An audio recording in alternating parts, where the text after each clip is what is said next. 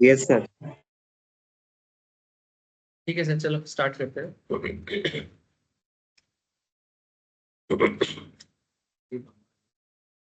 अच्छा, गाना गाने नहीं देगा मुझे लग रहा है।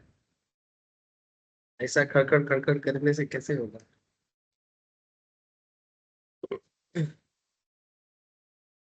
सिंगर लोग बोलता है ना, आज गला खराब है, गा नहीं सकता। मेरा भी कुछ वैसा ही हालत हो गया।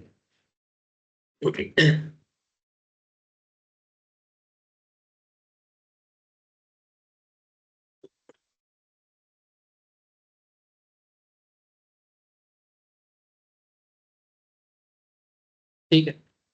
Good morning to all of you again sir. अच्छा, तो बेसिकली आज मस्ट ऑलमोस्ट मैं इंडियन कॉन्स्टिट्यूशन को कंप्लीट करने का पूरा इच्छा रखता हूँ। बस वही स्टार्ट ही नहीं कर पा रहा हूँ। इंडियन कॉन्स्टिट्यूशन में already source of law and Indian constitution में काफी सारा क्लास मैंने रिसेंटली कवर अप किया है, जिसमें आपको एक्चुअली दो दो टॉपिक चैप्टर वाइज बोल सकते हो। स्पेशली अगर सीएस एग्जीक्यूटिव के एंगल से देखा जाए तो इसमें दो टॉपिक कवर किया गया, एक सोर्स ऑफ लॉ और दूसरा है इंडियन कॉन्स्टिट्यूशन सर। बाकी सीएसईए में फाउंडेशन के एंगल से इस चीज को एक ओवरव्यू की तरह दिया गया है एक चैप्टर के अंदर, कि ये लॉ कहाँ से आता है। इसको ऐसे भी बोला गया है कि Indian regulatory framework. Indian regulatory framework मतलब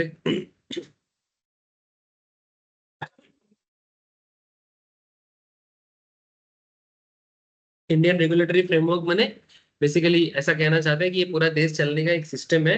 कहाँ से लॉ का जन्म हो रहा है, उस लॉ का कहाँ इस्तेमाल हो रहा है, उसका एक कंप्लीट ओवरव्यू। ठीक है, जिसमें कोर्ट सिस्टम कैसे काम करता है, हाई कोर्ट सुप्रीम कोर्ट कैसे काम करता है, उसका फंक्शंस क्या है, कॉन्स्टिट्यूशन का मेन फंडा क्या है। तो आज थोड़ा मैं कॉन्स्टिट्यूशन का एक टॉपिक है, ऐसे कॉन्स्टिट्यूशन के ऊपर बहुत सारा बातचीत हुआ है, सोर्स ऑफ लॉ में भी हुआ है, कोर्ट सिस्टम में भी हुआ है। आज दो इंपॉर्टेंट टॉपिक है। एक है sir fundamental rights. Fundamental rights जो हमें इंडियन कॉन्स्टिट्यूशन देता है, और फंडामेंटल ड्यूटीज वो भी हमें इंडियन कॉन्स्टिट्यूशन देता है। और एक तीसरा बहुत वाइटल चीज है जो थोड़ा सा हटके भी है। हटके इसलिए क्योंकि उसका लैंग्वेज थोड़ा सा डिफरेंट है। इसको बोलते हैं sir rights, five rights of Indian constitution. ये राइट जो है ये RIGST वाला राइट नहीं, ये WRIT वाला राइट है। इस WRIT राइट का मतलब एक्चुअली होता है आदेश या ऑर्डर बोल सकते हो नॉर्मली। ये ऑर्डर कौन देता है? कोर्ट। कोर्ट ऑर्डर भी बोला जा सकता है, इसको भी बोला गया है rights. Rights, five rights of Indian constitution. तो चलो मैं एक एक करके चीजों को कवर करता हूँ कि राइट्स को भी जानेंगे, फंडामेंटल राइट्स को भी जानेंगे। फंडामेंटल राइट्स के राइट्स क्या है? RIGHT राइट, मैंने वो राइट मैंने अधिकार। ठीक है। WRITS राइट्स का क्या मतलब हुआ? ऑर्डर, मतलब कोर्ट ऑर्डर ऐसे बोल सकते हैं कि सुप्रीम कोर्ट या हाई कोर्ट ने कुछ उपदेश या आदेश देके रखा है। ठीक है, दैट इज कॉल्ड राइट्स। मैंने क्या बनेंगे सर, एक ही मैंने प्रोनाउंसिएशन हो रहा है और भाषा थोड़ा, अरे सॉरी, स्पेलिंग थोड़ा अलग हो जा रहा है, कंफ्यूज बड़ा करता है ये। थोड़ा अलग और स्टाइल से बोल देता। जो भी हो, ऐसे हमारे हिंदी में भी है, ऐसा नहीं है। आम आदमी भी आम होता है और मैंगो भी आम होता है। अच्छा। तो पॉइंट यही है सर कि हम लोग थोड़ा इसको जानेंगे। चलो बात करते हैं स्टार्टिंग में। ऐसे तो लास्ट दिन मैंने बेसिक लेवल में जो चर्चा करना था कर दिया था। कोर्ट सिस्टम वगैरह हो गया था, सोर्स ऑफ लॉ हो गया था, फाइनेंशियल स्ट्रक्चर। जैसे एज ए CA स्टूडेंट्स हम लोगों के लिए फाइनेंशियल स्ट्रक्चर या डिपार्टमेंट ऑफ लॉ का कौन सा सेगमेंट हम लोगों के ऊपर सबसे ज्यादा काम करता है? That is ministry of corporate affairs, ministry of finance. ठीक है, एंड रिलेटेड डिपार्टमेंट, जो एक चार्टर्ड स्टूडेंट्स को, एक सर CA स्टूडेंट को बहुत ज्यादा इंपॉर्टेंस रखता है सर। क्यों? क्योंकि हम लोगों का मैक्सिमम काम का जो फोकस है उसका जो लॉ है, ठीक है, दैट इज डिपार्टमेंट ऑफ मैंने मिनिस्ट्री ऑफ कॉर्पोरेट अफेयर्स। इनका बहुत बड़ा रोल प्ले है, इसको हम लोग बोल सकते हैं मिनिस्ट्री ऑफ फाइनेंस। इसलिए आप लोग हमेशा अपडेट रखिएगा सर कि फाइनेंशियल लेवल में क्या अपडेट आ रहा है हमारे देश में, जो हमारे ऊपर मैंने स्पेशली प्रैक्टिसिंग CA CMA के ऊपर बहुत ज्यादा लागू होता है। और आप लोगों को actually institute of cost, institute of chartered, company secretary, सब यही चाहते हैं कि आप फाइनेंशियल मैटर्स का जितना भी चीजें हैं वो सब में ऑलवेज अपडेटेड रहो और रेलिवेंट में बने रहो। ठीक है, चलो। लेकिन आज का फोकस थोड़ा सा एकदम कॉन्स्टिट्यूशन लेवल में बात होगा। तो कॉन्स्टिट्यूशन ऑफ इंडिया में फंडामेंटल राइट्स में भी बात करूंगा और डायरेक्टिव प्रिंसिपल्स माने ड्यूटीज में भी बात करूंगा। उससे पहले लास्ट दिन स्टार्ट किया था, उसी टॉपिक में थोड़ा सा बात करेंगे सर। चलो, अच्छा ये लास्ट दिन मैंने लास्ट में स्टार्ट किया था, लेकिन सिर्फ नाम सुनाया था, डिटेल्स ने नहीं समझाया था। याद आ रहा है सर थोड़ा थोड़ा? स्क्रीन शेयर है ऑनलाइन में, प्लीज कंफर्म कर दो एक बार। Yes sir. Okay sir. तो ये टॉपिक का नाम है sir, rights in the Indian constitution. अब देखा राइट्स का स्पेलिंग, ठीक है? रट्टा लगा के तो भूल ही जाओगे, धीरे धीरे समझ के करोगे तो याद रहेगा। रट्टा, सिर्फ रट्टा लगाने वाला थ्योरी से मुश्किल हो जाएगा सर। राइट तो याद कर लोगे, लेकिन कौन सा राइट है उसके लिए थोड़ा सा दिमाग में क्लैरिटी होना चाहिए।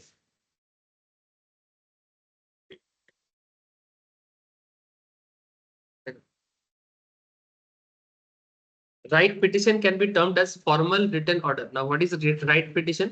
ध्यान से देखो sir,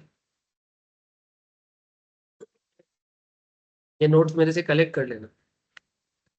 A right petition can be termed as formal written order issued by a judicial authority who possesses the authority to do so. The meaning of the word rights means command in writing in the name of the command in writing in the name of command का ऐसे normal मतलब क्या होता है? कोई order देना, या इसको हम लोग बंगाली में या हिंदी में से बोलते हैं आदेश करिए, ऐसे आदेश बोला जाता है, ठीक है? कमेंट करो, जैसे नॉर्मली आर्मी में कमेंट करते हैं ना, हिंदी में और एक वर्ड होता है हुकुम करिए, ठीक है? बोलो सर, बोलो, कुछ बोलोगे? बोलो ना सर, क्या दिक्कत है? इसमें हंसने का क्या है? बिना बात का मेरे बात पे हंस गया? अरे कुछ भी, बिना बात का रोता है? जो बिना बात का हंसता है वो जरूर रोता भी होगा। नहीं? अच्छा ठीक है, आज मैं बिना बात का रुला दूंगा। अच्छा, the meaning of the word rights means command in writing in the name of court. It is a legal document. ये क्या है सर? एक लीगल डॉक्यूमेंट है। कौन इशू करता है? कोर्ट इशू करता है। That orders a person, किसको ऑर्डर देने के लिए? व्यक्ति लोगों को, हम लोगों को। और एंटिटी, एंटिटी माने कोई ऑर्गेनाइजेशन, कोई कंपनी, ठीक है, उसको क्या बोलते हैं? एंटिटी, ठीक है? समझ में आ रहा है ना sir? To perform a specific act, to perform a specific act or to cease performing specific action or deed, कुछ करने के लिए और कुछ ना करने के लिए। सीज करना माने क्या? बंद कर देना उस काम को, भाई जो कर रहे थे कम बंद कर दो, है ना? तो कुछ करना और कुछ ना करना, दोनों के लिए ही हमें ऑर्डर आता है। एज ए पर्सन भी आते हैं और एज ए एंटिटी भी आते हैं। समझ रहे सर?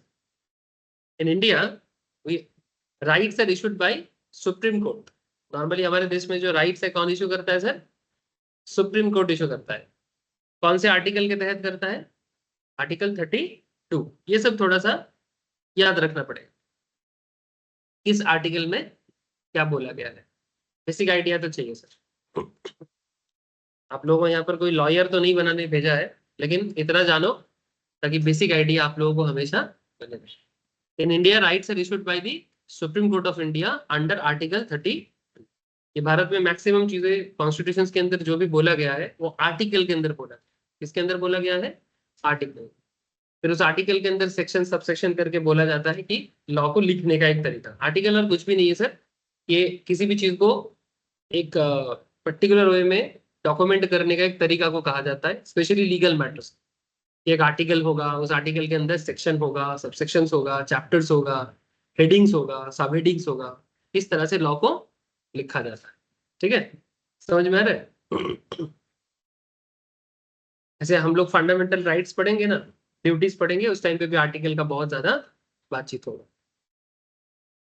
अच्छा, कॉन्स्टिट्यूशन ऑफ इंडिया, अच्छा इसमें और एक चीज है, article 32 of the constitution of India and by the high court under article 226। High court के हिसाब से कौन सा आर्टिकल है? 226। हाईकोर्ट नॉर्मली स्टेट ज्यूरिसडिक्शन में आता है। जैसे पश्चिम बंगाल का जो हाईकोर्ट है वो कौन सा है? कलकत्ता हाईकोर्ट या कोलकाता हाईकोर्ट, ठीक है। अगर आप बिहार में हो तो पटना हाईकोर्ट, अगर आप नॉर्थ ईस्ट में हो तो गुवाहाटी हाईकोर्ट। पूरा एंटायर नॉर्थ ईस्ट का एक ही हाईकोर्ट है सर। भले ही वहां पर 6 स्टेट आ जाता है। कितना स्टेट आ जाता है? 6। आसाम, मणिपुर, मिजोरम, त्रिपुरा, नागालैंड और अरुणाचल, है ना।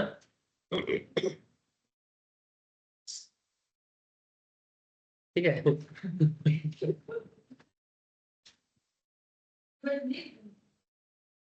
और थोड़ा धीरे करिएगा सर, बहुत स्मूथ है अभी। ठीक है। ठीक है, चलो।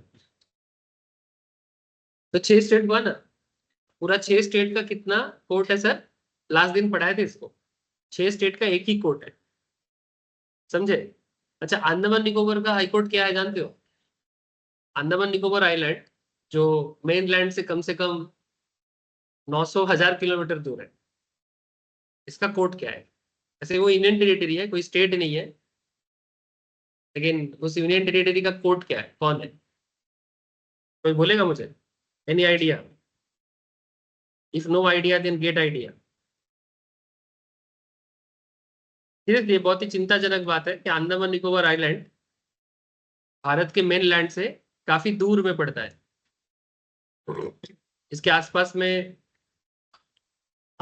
तो कोई नहीं है, ठीक है।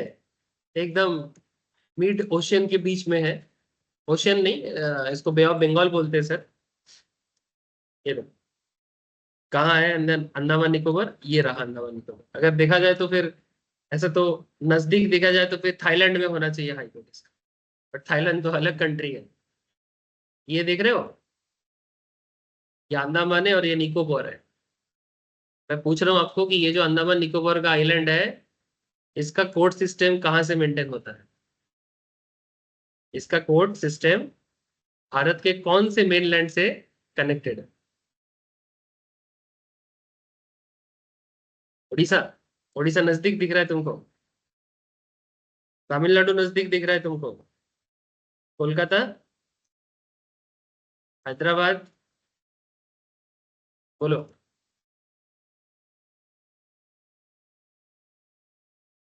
कोलकाता से सर, कोलकाता से। समझे? सर क्यों कोलकाता क्यों? ऐसे देखा जाएगा तो सबसे नजदीक एक्चुअली भाईजैग है। इसका सबसे नजदीकी पार्ट जो है, भारत के किसी बड़े शहर से अगर कनेक्टेड है तो वाइजैक सबसे नजदीक माना जाता है किलोमीटर वाइज। लेकिन इसका पूरा इंटायर जो कोर्ट सिस्टम है वो, ये जो है सर, इसका court system Kolkata high court से कनेक्ट होता है। सर वहां पर कोर्ट नहीं है? हाँ सर, वहां पर कोर्ट है, लोकल कोर्ट तो बिल्कुल है, लेकिन हाई कोर्ट एक होना चाहिए ना सर। लेकिन यहाँ पर इतना बड़ा पॉपुलेशन नहीं है गुड कि इसके मॉर्निंग लिए एक सर। हाई कोर्ट डेवलप किया जाए। ठीक है। हाई कोर्ट डेवलप करने के लिए बहुत बड़ा पॉपुलेशन, बहुत कॉम्प्लेक्सिटीज ऐसा होना चाहिए। ऐसे एक चीज आपको बता दो, अंडमान निकोबार जैसे जगह में क्राइम बहुत कम है। क्राइम बहुत कम है। भारत का शायद सबसे कम क्राइम रेट वाला स्टेट या एरिया माना जाता है अंडमान। सर क्यों? यस, गुड मॉर्निंग, किसी ने मुझे ऑनलाइन में बोला sir. Good morning sir. I think Gaurav. ठीक है। सर क्राइम क्यों कम है जानते हो? थोड़ा कॉमन सेंस रख लो। तुम क्राइम करके कहाँ भागोगे मुझे बताओ? क्राइम करके भागोगे कहाँ? ये मोटा मोटी मानो लंबाई में 50-60 किलोमीटर का एक, यस 100 किलोमीटर का भी अगर हो जाए, माने इधर से इधर अगर 100 किलोमीटर का एरिया है, 100 नहीं होगा शायद, हो सकता है। माने ये जो सिचुएशंस है ये मानो 100 किलोमीटर का, लेकिन ये वाला सिचुएशन हार्डली 20-25 किलोमीटर का इस साइड में, माने चौड़ाई में। अब तुम इधर भागोगे समुंदर, उधर भागोगे समुंदर, और ये समुंदर पार करने का दम है किसी का? हाँ, कोई नहीं पार कर सकता, इम्पॉसिबल है। कहाँ भागोगे? नेवी है चारों तरफ, चारों तरफ नेवी है, इंडियन नेवी। कहाँ भागेगा? इसलिए क्राइम करके कहीं जाना नहीं है, उससे अच्छा वही रहे। ठीक है। वरना अंडमान जैसे जगह में जाके अगर वो उधर का नेचर के साथ अडेप्टेबिलिटी हो गया, मन लग गया, ऐसे बहुत सुंदर ब्यूटीफुल जगह है, लेकिन अदरवाइज अगर तुमको बीच बीच में मन करेगा ना भाई हमको ना थोड़ा जाना है, चकाचौंध से देख के आना है कुछ, ठीक है, वो सब नहीं मिलेगा। ठीक है, इसलिए परमानेंट रहने का चिंता बहुत कम लोग करते हैं। ठीक है, लेकिन जो सोचते हैं कि मैं एकदम सुकून से जिंदगी भर रहूंगा, बेस्ट। जिसको ताम झाम पसंद नहीं है उनके लिए सही है, और जिनको ताम झाम चाहिए उनके लिए ये जगह 2 दिन का सही है। 4 दिन बाद बोलेगा कि हमको घर में जो जो भी हो। इसका कोलकाता होने के पीछे मेन रीजन क्या है एग्जैक्टली, थोड़ा हिस्टोरिकल रीजन हो सकता है, बट मुझे जितना लगता है कि एक्चुअली ब्रिटिश पीरियड से ये जगह था। भारत का पहला आजादी इसी को मिला था। अंडमान निकोबार आइलैंड सबसे पहले सुभाष चंद्र बोस ने अंग्रेजों से अलग किया था, और यहीं पर सबसे पहले भारत का तिरंगा इंडिपेंडेंटली लहराया था। उसके बाद ये जगह को कलकत्ता से, क्योंकि ब्रिटिश टाइम पे उस टाइम पे कैपिटल कोलकाता था, तो ये एक रीजन है हिस्टोरिकली। और उसके बाद 71 में जब पाकिस्तान बांग्लादेश वार हुआ, तो पाकिस्तान बांग्लादेश वार के टाइम पे बांग्लादेश ने जब आजादी लिया, उस टाइम पे काफी सारे बांग्लादेशी हिंदू स्पेशली इधर आया। जब इधर आया तो उनको इंदिरा गांधी जी उस टाइम पे भारत का प्राइम मिनिस्टर थे। तो इतने बड़े जनसंख्या को अगर सिर्फ पश्चिम बंगाल में जगह दिया जाए, ऑलरेडी दिया गया है। इसमें पश्चिम बंगाल का आबादी का जो बाढ़ देख रहे हो ना, ठीक है, ये जो डेंसिटी ऑफ पॉपुलेशन, ये इसी के कारण है, क्योंकि ये इतना ज्यादा बांग्लादेशी है। देखो भारत के लोगों तो आएगा ही दूसरे स्टेट का, उनको तो हम ना नहीं कर सकते, लेकिन बांग्लादेश के से जिन लोगों को मार पीट के भगाया जा रहा है, वो लोग कहाँ जाएगा। तो ये एक बहुत बड़ा कंसर्न था कि बंगाल में सबको अगर जगह दे दिया जाए, एक छोटा सा जगह में 15, 16, 20 करोड़ लोग रहेगा, तो ऐसे ही लिविंग स्टैंडर्ड गिर गया है और गिर जाएगा। तो उस टाइम पे इंदिरा गांधी जी ने डिसीजन लिया कि एक काम करो, अंडमान में तो कोई रहना नहीं चाहते हैं, ये लोग अगर सुकून से रहना है, जो लोग बांग्लादेश से आए इनको हम लोग बांग्लादेश अंडमान निकोबार में पोस्ट करते हैं। तो इसलिए अंडमान में अगर तुम जाओगे ना, वहां पर काफी तुमको बंगाली स्पीकिंग एरिया मिलेगा। इवन कुछ जगह का नाम भी बंगाली नाम से ही जुड़ा हुआ है, यानी जगह का नाम भी बंगाली नाम से ही, क्योंकि वहां का काफी लोग बंगालीज है। और इसीलिए एक अनदर रीजन है कि कलकत्ता हाई कोर्ट इजीली उनको कनेक्ट कर सकता है। लेकिन सिर्फ बंगाली नहीं है सर, वहां पर तमिल भी बहुत रहते हैं। ठीक है, चलो छोड़ो सर, ये सब इतिहास जान के क्या करोगे, है ना। लेकिन एक्चुअली मैं इतिहास के कारण नहीं बोल रहा था, एक जनरल नॉलेज आया था इसमें कि भाई अंडमान निकोबार का कोर्ट कौन है, इतना दूर में है सर। इसलिए अंडमान निकोबार का कोई भी बड़ा डिसीजन होता है तो कलकत्ता हाई कोर्ट ही उसमें टांग अड़ाता है। क्या अड़ाता है सर? टांग अड़ाता है। समझे तुम लोग कुछ? ये देश बड़ा कॉम्प्लेक्स है सर। चलो, अच्छा, there are 5 types of writs issued in India. कितने तरह का राइट्स इशू करते हैं? जैसे देखो, नाम पढ़ो, नाम पढ़ के थोड़ा सा, अगर आपका दांत टूट जाए तो तोड़ दो। ठीक है, दांत टूट सकता है, क्या है? हेबियस कॉर्पस, मैंडबूस, सर्ट्यूराई, प्रोहिबिशंस, ये इंग्लिश हो गया। वो वारंतो, ठीक है, वो वारंतो एक्चुअली इसमें ना रोमन है, मैंने लातिन है, स्पेनिश है, मिक्स्ड अप करके भाषा है। अब हम लोग इसका मतलब समझते हैं, सर ऐसा भाषा क्यों दिया? सर एक्चुअली ये ब्रिटिश लॉ से कनेक्ट लिया गया है, और ये ब्रिटिश कॉन्स्टिट्यूशन का पार्ट था। तो उसमें से जो पार्ट हमारे इंडियन कॉन्स्टिट्यूशन में सुप्रीम कोर्ट वगैरह में लिया गया, तो सेम कॉन्सेप्ट को यूज किया गया। तो अब इसका सिंपल मतलब देख रहे हैं, एग्जाम में भी पूछते हैं। ऐसे तो मेरा अगर पर्सनल, अगर कोई मुझे पूछेगा कि क्या ये सब पढ़ाना चाहिए बच्चे को, तो मैं तो सिंपल बोलूंगा कि बच्चे को क्यों, बूढ़े को भी नहीं पढ़ाना चाहिए। सिंपल बात है, हमारे देश के आइन कानून को समझने के लिए हमारे देश का भाषा एनफ होता है। काय को फालतू में एक नॉर्मल इंग्लिश में ही लोगों का हवा टाइट होता है ना। ऊपर से तुम ये सब कौन से और भी भाषा जोड़ देते हो, तो क्यों इतना डिफिकल्ट करना चाहते हो? इसमें सिंप्लीफिकेशन आना चाहिए। हाँ करो। लेकिन क्या करें सर, अब मेरे विरोधिता तो कुछ बदलने वाला नहीं है, अब जब तक चलेगा चलेगा। ऐसे current prime ministers of India, Modi ji ने बहुत बार इसके बारे में आवाज उठाया। इवन मैं तो छोड़ू सर, इंडिया के कुछ टॉप टीचर्स है, आईपीएस ऑफिसर्स है, आप शायद इनको जानते हो, जो यूपीएससी कोचिंग देते हैं।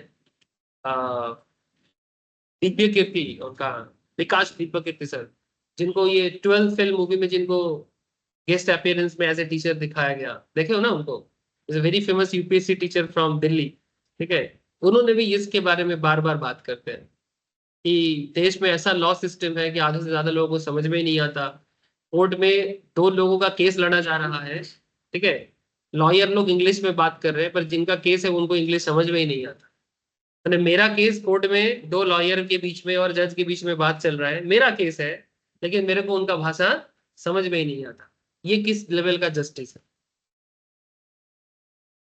तो हाँ, हाँ, कोर्ट में इंग्लिश में ही बात करते हैं क्योंकि लीगल भाषा तो इंग्लिश है। यही तो दिक्कत है, भारत का क्यों डेवलपमेंट नहीं है, समझ नहीं पा रहे हो। ये जो खिचड़ी कल्चर हम लोग बना के रखे हैं, ये जो खिचड़ी कल्चर बना के रखे हैं, कम से कम लोकल सिस्टम में एटलीस्ट जिसका केस है उसके भाषा में तो केस लड़ने का मौका होना चाहिए, है ना सर? मतलब मेरा केस में क्या बात हो रहा है मेरे को ही समझ में नहीं आएगा, तो फिर क्या मतलब है इस केस का? अरे वो मेरे फेवर में बोल रहा है कि अगेंस्ट में बोल रहा है? मेरा तो नील बट्टा सन्नाटा है। नील बट्टा सन्नाटा समझते हो ना? मैंने basically zero level of knowledge, मुझे इंग्लिश का कोई भी शब्द समझ में मानो नहीं आता। मेरा बात नहीं कर रहा हूँ मैं, उस इंसान का बात कर रहा हूँ कि जिसको समझ में नहीं आता। अब मेरे सामने बात हो रहा है, मेरा नीलबट्टा सन्नाटा, मतलब मैं बेसिकली इंग्लिश में इलिटरेट, लेकिन मुझे इंग्लिश या हिंदी या बंगाली या कोई भी और भाषा, तमिल तेलुगु आता है। और मानो मेरा कोर्ट है, मेरा लोकल स्टेट, तो लोकल स्टेट के कोर्ट में लोकल भाषा यूज करके कोर्ट को सोल्यूशन नहीं किया जा सकता क्या? ऐसे आजकल कुछ केसेस हो रहा है, मैं देखा हूँ कि पटना हाई कोर्ट में हिंदी में केस सॉल्व हो रहा है, कोलकाता हाई कोर्ट में भी कुछ जजेस बंगाली में मैटर को बातचीत कर रहे हैं, ऐसे मैंने देखा रिसेंटली। एक्चुअली ये रिसेंट डेवलपमेंट हुआ है। आजकल एक्चुअली यूट्यूब में वायरल करते हैं, कोर्ट सेशंस यूट्यूब में दिखाते हैं, होना चाहिए। और ये जो हो रहा है ना, ये एक्चुअली काफी विरोधिता हो रहा है, काफी बात चल रहा है, तो ये जरूरी है। लेकिन क्या करें, सिस्टम जो चल रहे आ रहे हैं इस पे तो अभी चलेगा। क्या हो गया, कोई दिक्कत है क्या?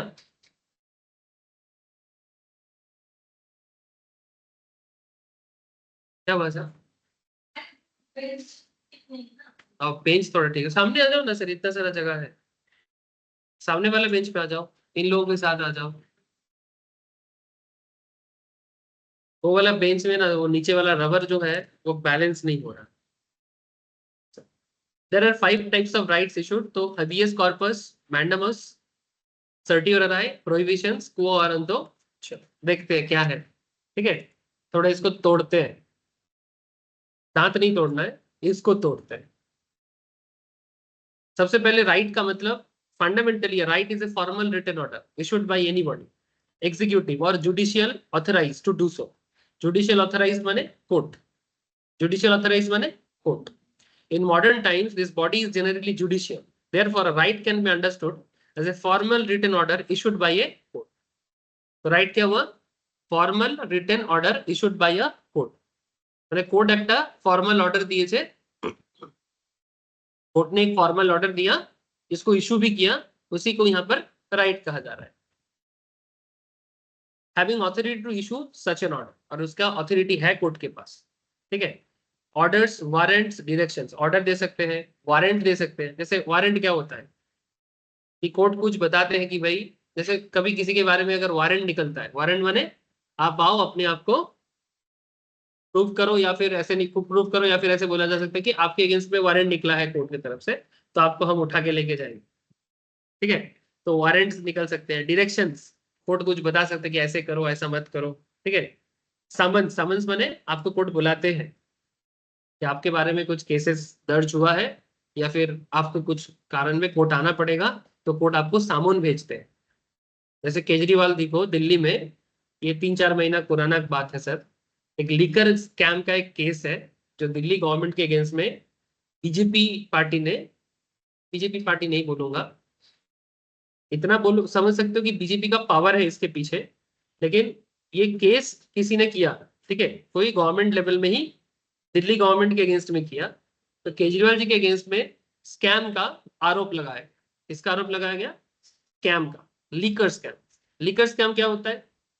कि दिल्ली में ऐसे दारू से बहुत रोजगार होता है। ऐसे भारत में मैक्सिमम स्टेट में ही दारू से काफी रोजगार है। दिल्ली तो एक्सेसिव कमाता है। ऐसे दिल्ली में, दिल्ली इंडिया का सबसे हाईएस्ट अर्नर का जगह, मैंने पर हेड इनकम इंडिया में सबसे ज्यादा अगर किसी पर्टिकुलर एरिया में है तो वो दिल्ली में। सर बॉम्बे नहीं, बैंगलोर नहीं, दिल्ली नहीं sir, Delhi. Delhi is a very perfect business hub. Bombay में कुछ लोगों के पास बहुत है, कुछ लोगों के पास बहुत कम भी है, ठीक है। कुछ लोगों के पास बहुत हाई है, कुछ लोगों के पास ना के बराबर है, ठीक है। लेकिन दिल्ली में एक equilibrium level of income almost देखने को मिलता है, और एवरेज लेवल में दिल्ली का इनकम काफी हाई है। और दिल्ली में लोग दारू भी बहुत पीते हैं। सर इसका मतलब क्या, कौन सोच रहे कि हमको दिल्ली जाना चाहिए था, कोलकाता नहीं आना चाहिए? सुनो सुनो, मैं दारू पीने का बात नहीं कर रहा हूँ, अच्छा बात नहीं है सर, ठीक है। लेकिन दारू का स्कैम कैसे किया था? नॉर्मली ये जो लिकर का ना लाइसेंस दिया जाता है, आप लोग ना दारू सुन के ना इतना हंसो मत, अब कॉन्सेप्ट को समझो। क्या हुआ था, 2 मिनट में बता रहा हूँ कि केजरीवाल जी को जेल में डाला गया था, फिर बेल मिला है, फिर जेल हो सकता है, यानी बेसिकली इसीलिए दिल्ली में करंटली सीएम चेंज हो गया, जानते हो आप लोग। अभी दिल्ली में केजरीवाल जी और सीएम नहीं है, उन्होंने इस्तीफा दे दिया। और उनका जो कोलीग थे, दूसरा कोई मिनिस्ट्री संभालते थे, अतिशी जी बोल के, ठीक है, लेडीज है एक, उनको दिल्ली का सीएम बनाया गया है। क्योंकि केजरीवाल जी का जो केस है वो सॉल्व नहीं हो रहा, और ऐसा केस है कि उनको परमानेंटली बेल भी नहीं मिल रहा। मैंने एक जो क्लेम किया गया है उनके अगेंस्ट में, उसमें कुछ फाइनेंशियल इलीगल यूज कॉन्सेप्ट है, कि लोगों को दारू बेचने का शोरूम बनाने का ऑफर दिया गया। दारू का शोरूम, नॉर्मली हम लोग देखते हैं कि दारू का कैसे चलते हैं लिकर का, कि एक ऐसे होते, ऐसे दुकान होते हैं, दुकान के सामने ऐसे जाली जाली लगाया होता है, फिर एक काउंटर से एक हाथ निकल के आता है, एक हाथ अंदर जाता है, एक बाहर आता है। इसी तरह से लोग नॉर्मली लिकर करते का दुकान चलाते हैं। लेकिन केजरीवाल जी का मानना है कि भाई दारू में इतना फैशन है आजकल लोगों को, एक काम करते हैं, दारू का शोरूम बना देते हैं, just like a cafe coffee day या फिर स्टारबक्स की तरह। मैंने ये अमेरिका बनेगा, समझे रहे? तो लेकिन ये भारत के हिसाब से सही नहीं होगा, क्योंकि भारत का यूथ ऐसे ही अभी बोल रहा था, बिगड़ रहा है चारों तरफ, है ना। बिगड़ने में तो एकदम, बिगड़ने में ढीठ है एकदम भारत का यूथ, ठीक है। अब और बिगड़ेगा तो फिर गवर्नमेंट पागल हो जाएगा। तो इनका मानना है कि पहला बात तो ये जो शोरूम बनाने का कॉन्सेप्ट किया, ये लीगल है, ये लॉफुल नहीं है। तो ऐसा आरोप बीजेपी पावरफुल जो लोग हैं इनका केजरीवाल जी पे लगाना है। और केजरीवाल जी का मानना है कि नहीं, मैंने जो भी किया है वो ठीक ही किया है। अब इसमें ये आरोप कितना सही है, मैंने ऐसे बोलने से तो नहीं होगा, ये आरोप कितना सही है कितना गलत है, अब ये कोर्ट में प्रूव है। अब कोर्ट एक्चुअली केजरीवाल जी को, जो दिल्ली का जो सिटी कोर्ट है, क्या नाम है कोर्ट का मैं अभी भूल रहा हूँ, मेट्रोपॉलिटन लेवल कोर्ट है, वो मेट्रोपॉलिटन लेवल कोर्ट ने केजरीवाल जी को सामन भेजा था 9 बार, और 9 बार ही उन्होंने कोर्ट में अपना हाजिरा नहीं दी, बार बार कोर्ट का ऑर्डर को इग्नोर किया। फिर जाके पुलिस जाके उनको घर से उठा के ले गया। सीएम है सर दिल्ली का, था अभी के लिए। दिल्ली का सीएम पोस्ट का एक मैंने चीफ मिनिस्टर ऑफ दिल्ली, उनको पुलिस जाके उठा के लेके आ रहे हैं। और हम लोग सोचते हैं कि हम तो गलती पे गलती किए जाएंगे, कौन कौन मेरा क्या उखाड़ लेगा, ऐसा एटीट्यूड है ना। कुछ लोग जो 2 नंबरी एटीट्यूड में चलते हैं, उनको लगता है कि कौन क्या उखाड़ लेगा, मेरा कोई बाल भी बांका नहीं कर सकता, ऐसे लोगों का सोच होता है। तो फिर क्या दिल्ली सीएम कमती था? बिहार में लालू प्रसाद जी कमती था? वो भी तो सीएम थे, उनको भी तो उठा के लेके गया था, और अभी तो लाइफ लॉन्ग का जेल हो गया उनको। अभी थोड़ा सा एज हो गया है, और इसलिए बीच बीच में बेल में छोड़ते हैं, जाइए लालू जी घर पे राबड़ी से मिल के आइए, देवी से, ठीक है। लेकिन उसका जेल कंडी चल रहा है। हाँ, हेमंत सोरेन को भी जेल दिया था, लेकिन हेमंत सोरेन को छोड़ दिया। हेमंत सोरेन के ऊपर जो केस लगा है वो भी केस चल रहा है, पेंडिंग है, लेकिन उसको छोड़ा है। हेमंत सोरेन तो वापस शायद झारखंड का सीएम बनेगा, ऐसा नहीं बनेगा ना? क्या लग रहा है? वो चंपाई सोरेन नहीं बनेगा? वही बनेगा, उसको बीजेपी बैकिंग कर रहा है ना, चंपाई को। मैं सुन रहा था चंपाई सोरेन को बीजेपी बैक कर रहा है, ऐसे चंपाई सोरेन उसी के पार्टी के था, जेएमएम का ही था, लेकिन शायद बीजेपी खेल खेलेगा उधर। हाँ, निशिकांत दुबे वहां का सांसद, वो उसको बना सकता है, देखो क्या होता है। चलो पॉलिटिक्स का तो खेल है, जो जिसका जब ताकत रहता है वो इस तरह का करता है, लेकिन देखो सर ताकत रहने पे नहीं होता। अगर मैं गुनहगार नहीं हूं ना, तो कोई भी कोर्ट सिस्टम मुझे गुनहगार नहीं बना सकता। मैं मौका क्यों दूं किसी को, ऐसा कोई केस क्यों बन, झूठ मूठ का आरोप। आप आगे देखो, मैं आपको कुछ ऐसे चीज बोलूंगा, आपको समझ में आएगा कि हम क्या पढ़ रहे हैं। लॉ इतना वीक नहीं है कि किसी को भी बिना बात का जेल में डाल दे। कोर्ट भी पागल नहीं है कि कोई स्ट्रॉन्ग कॉन्सेप्ट को छोड़ के किसी को जेल में डाले या किसी को कोर्ट बनेगा अरेस्ट करे। इतना आसान नहीं है, कोर्ट को भी जवाब देना पड़ता है, देख रहा है दुनिया। एक आध केस में कभी कभी मैनिपुलेशन हो जाता है, लेकिन हर केस में नहीं हो सकता। 99% केस में नहीं हो सकता, 1% भी नहीं होना चाहिए। बट एक आध केस में अगर कभी हो जाए तो उसे हम लोग कभी नहीं मानेंगे, नहीं नहीं वैसे हुआ था। समझे सर, देखो खेल दे। मैं क्यों आपको रिसेंट पॉलिटिकल सिचुएशंस बताया, ताकि आप कनेक्ट कर सको कि ये सब पावर कैसे आता है, किस तरह से आता है। तो कोर्ट क्या करते हैं, ऑर्डर देते हैं, वारंट देते हैं, डायरेक्शन देते हैं, सामान भेजते हैं, all are essentially writs. Court का सारा ऑर्डर क्या है, राइट्स है। A right petition is an application filed before competent court requesting it to issue a specific right. Fundamental rights are contained in Part 3 of the Indian Constitution, including the right to equality. इसके बारे में बाद में details में आते हैं। Right to life and liberty, etc. Merely providing for fundamental right is not sufficient. अरे providing fundamental right is not sufficient, मैंने सिर्फ फंडामेंटल राइट्स दे दिया, मेरा मर्जी में जो इच्छा करूंगा, कौन मेरे को क्या कर लेगा, ये सफिशिएंट नहीं होता है। It is essential that these fundamental rights are protected and enforced as well. Fundamental rights दे देने से ही फंडामेंटल राइट्स नहीं चलता है सर, उसे प्रोटेक्शन भी मिलना चाहिए और उसका प्रॉपर एनफोर्समेंट भी चाहिए। मैंने, मेरे को बोलने का आजादी है, तो मैं किसी को कुछ भी बोलता रहूंगा। मेरे को क्रिएटिविटी का आजादी है, सपोज मानो मैं एक फिल्म मेकर हूँ, ठीक है, और फिल्म एक बहुत अच्छा जरिया होता है अपना फीलिंग्स को शेयर करने का। तो मेरे को फिल्म बनाने का आजादी है, बोल के मैं कुछ भी फिल्म बनाऊंगा। मैंने कुछ भी फिल्म इन द सेंस, ऐसा फिल्म बनाऊंगा जिसमें मैं डायरेक्टली किसी को गाली दूंगा डायरेक्टली। देखो कहानी के एंगल से एक चीज बताना अलग चीज होता है। एग्जाम्पल के रूप में पश्चिम बंगाल का, पश्चिम बंगाल का नहीं बोलना चाहिए, भारत का ही बोलना चाहिए। सत्यजीत रॉय के बारे में तो आप लोग नाम सुने ही होंगे, द ग्रेट डायरेक्टर्स। भारत का अभी तक का एक ही ऑस्कर मिला है सर फिल्म इंडस्ट्री से, दैट इज सत्यजीत रॉय को ही मिला है, जो ग्लोबल लेवल में इतना रिकॉग्निशन मिला है। उनका मूवीज अगर कभी समझ में आए जरूर देखिएगा। उनका सबसे फेमस जो मूवी था उसका नाम है पॉथेर पांचाली मूवी। पॉथेर पांचाली तो बंगाली फिल्म, लेकिन आप चाहो तो उसको इंग्लिश सबटाइटल में देख सकते हो, यूट्यूब में मिल जाता है। समझ में नहीं आएगा, बोर हो जाओगे आप। एक्चुअली क्या है ना, उसमें भारत का गांव का एक नॉर्मल जो डेली लाइफ का जो स्ट्रगल्स को दिखाया गया। विलेज एरिया में लोगों का आज से उस मतलब 1950 के आसपास का बात है, क्या स्ट्रगल फेस करना पड़ता है गांव के लोगों को, ठीक है, क्या फीलिंग्स है, क्या प्यार है, क्या मोहब्बत है इंसान के बीच में, उसके साथ स्ट्रगल, गरीबी क्या होता है, ठीक है, लेकिन गरीबी में भी लोगों के अंदर प्यार कैसे होता है, इस पूरा चीज को एक बहुत ही बेसिक स्ट्रक्चर में दिखाया गया। जैसे लगेगा कि रियलिटी तुम्हारे सामने हो रहा है, अगर तुमको गाँव का पता हो तो कॉन्सेप्ट तो समझ में आएगा, अदरवाइज आप बोर हो जाओगे 2 मिनट में बंद। जब ये सब किताब समझ में नहीं आता है मूवी, तब समझ लेना कि दिमाग उतना खुला नहीं है अभी तक।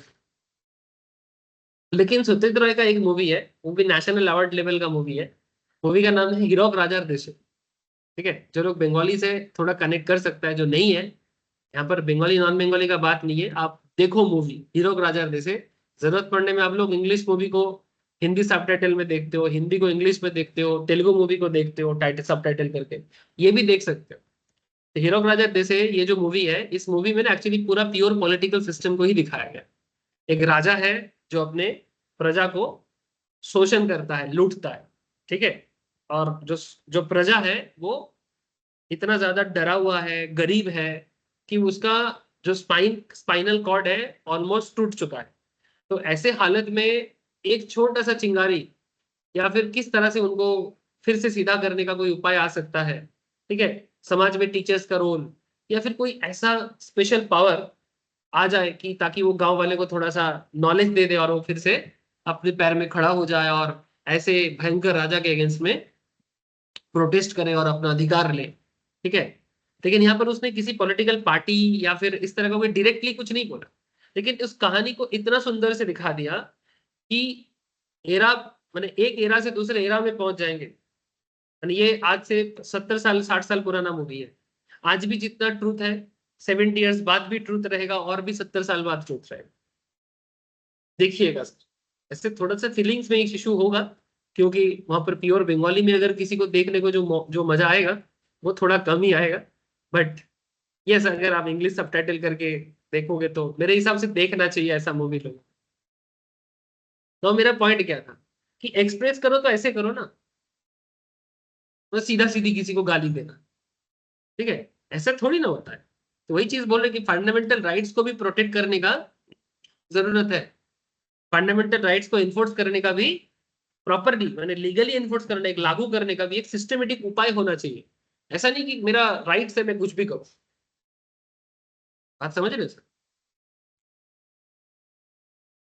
To protect fundamental rights, the Indian Constitution under Article 32 and 226 provide the right to approach the Supreme Court or High Court. Fundamental right को प्रोटेक्ट करने के लिए, फंडामेंटल राइट्स को प्रोटेक्ट करने के लिए इंडियन कॉन्स्टिट्यूशन में, हाँ, फंडामेंटल राइट्स को प्रोटेक्ट करने के लिए अप्रोच किया जाता है सुप्रीम कोर्ट और हाई कोर्ट को कि आप राइट्स बताओ, आप राइट्स बताओ, ताकि फंडामेंटल राइट्स प्रोटेक्ट हो जाए।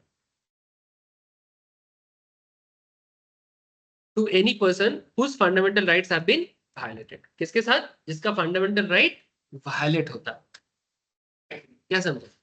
जैसे एग्जांपल के रूप में, चलो मैं आप हमेशा आप लोगों को आप जानते हो कि मैं रियल लाइफ से ही बातें करता हूँ ज्यादा, ठीक है। थोड़ा कंट्रोवर्शियल फीलिंग आ सकता है but that is not my motto. समझाना मेन मोटो है, बाकी अपना अपना मर्जी, ठीक है। मैं किसी का मैंने रिसीविंग रिसीविंग जो कॉन्सेप्ट है उसको तो चेंज नहीं कर सकता। बट आप लोग एक चीज मैं हमेशा बोलता हूँ, मैं किसी को दुख देने के लिए किसी के सेंटिमेंट में आघात देने के लिए बात नहीं करता। जो मुझे सोसाइटी से दिखता है मैं उसको उठा के इसलिए बात करता हूँ ताकि आप लोगों को पढ़ाई जो करा रहा हूँ उसका एक कनेक्टिविटी दे सकूं। मेरा और कोई इरादा नहीं होता। अगर कभी गलती से मेरे किसी को दिल में ठेस पहुंचाया जाता है उसके लिए मैं ऑलवेज सॉरी मांगूंगा, क्योंकि मैं थोड़ा ओपन बात करता हूँ तो कभी कभी हो सकता है सर, ठीक है। जैसे मानो ये जो अपना कोलकाता वाला जो घटना है, ठीक है, इस घटना में क्या हुआ है सबको पता है, रिपीट नहीं करूंगा उसको। अब यहाँ पर एक लड़की का फंडामेंटल राइट्स नहीं है वो अपने मर्जी से रहे, है ना? बिल्कुल रह सकता है ना। अगर एक लड़का अपने मर्जी से रह सकता है तो एक लड़की क्यों नहीं रह सकता? जैसे एक सिंपल चीज आपको बताते हैं, हमारे समाज में बहुत सारे कल्चर्स के अंदर आज भी पुराने सोच विचार इतना ज्यादा डब्बा, मैंने क्या बोलूंगा, मैंने डब्बा सोच ही बोलूंगा ना। एग्जाम्पल के रूप में कि ऐसे बोला जाता है कि लड़की को शर्म करना चाहिए, स्पेशली पोशाक पे बात किया जाता है कि ऐसा ड्रेस नहीं पहनना चाहिए, वैसा पोशाक नहीं पहनना चाहिए। अरे भाई, लड़का लोगों को भी तो समझना चाहिए कि तुम्हें भी उस नजर से देखना नहीं चाहिए था। किसी के पोशाक से क्या है, तुम्हारा नजर उसमें कुछ नहीं। नहीं, तुम पर्दा में रहो, तुम हमेशा ऐसा करके रहो। क्यों? लड़का लोगों का कोई कुछ नहीं है, सारा रूल्स रेगुलेशन सब लड़की के लिए बना है। हम तुम्हारे ऊपर डोमिनेट करेंगे क्यों?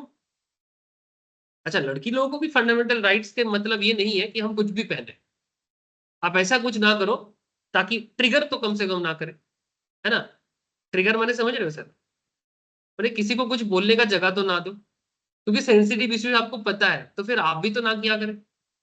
लेकिन मुझे लड़की से ज्यादा प्रॉब्लम लड़कों से। क्यों?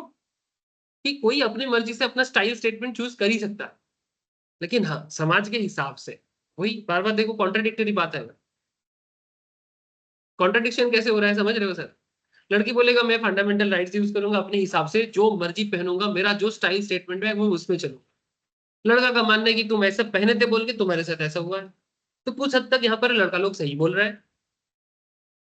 लड़की लोग यहाँ पर गलत है ऑब्वियसली, लेकिन किसी के ड्रेस से क्या लेना देना? इसका मतलब ये थोड़ी है कि आप उसका जो माने नॉर्मल डिग्निटी है उस पर कुछ भी करेगा। इसमें तो लड़का लोग बहुत ज्यादा गलत है। हाँ या ना? समझ में आ रहा है सर? तो बेसिकली कॉन्सेप्ट क्या है ना, दोनों पार्टी को दोनों पार्टी को समाज में तो दो ही जाति है रे बाबा, जात दो ही है, धर्म भी दो ही है, लड़का का और लड़की का। बाकी जो जात और धर्म बनाया वो तो हम लोगों का मैन्युफैक्चर्ड है। नहीं समझे? इस समाज का मेनली दो ही जाति और दो ही धर्म है, लड़का और लड़की। और कुछ लोगों का ऊपर वाला का बना हुआ स्पेशल होता है, वो अलग बात है। बट इसके अलावा जो बाकी है वो कुछ, वो तो सब इंसान का, हम लोगों का भेदभाव बना हुआ है। हम इस धर्म के हैं, उस धर्म के हैं, उस जाति के, इस जाति के, वो तो बना हुआ है। बाकी तो सर एक्चुअली एक ही है, लड़का और लड़की दोनों का धर्म, दोनों का कॉन्सेप्ट थोड़ा अलग है, दोनों का तौर तरीका थोड़ा अलग है। कुछ समझ में आ रहा है सर मैं किस बात में बात कर रहा हूँ? अब यहाँ पर मैं इसीलिए बोला कि स्टार्टिंग में मैं थोड़ा ओपन बोलूंगा, पर्सनली मत लीजिए, ठीक है? लेकिन बात को समझिएगा कि समाज में सब चीज एक नॉर्मल रहे, बैलेंस रहे दोनों तरफ से, इसका एक मैटर को समझने का जरूरत होता है। अब ये आरजी कर में जो हुआ था, इसमें उसने कौन सा ड्रेस पहना था? वो तो डॉक्टर थी, और वहां पर कौन किसी को बुला रहा है कि भाई आओ चलो हम लोग कुछ इश्क लड़ाने जाते हैं?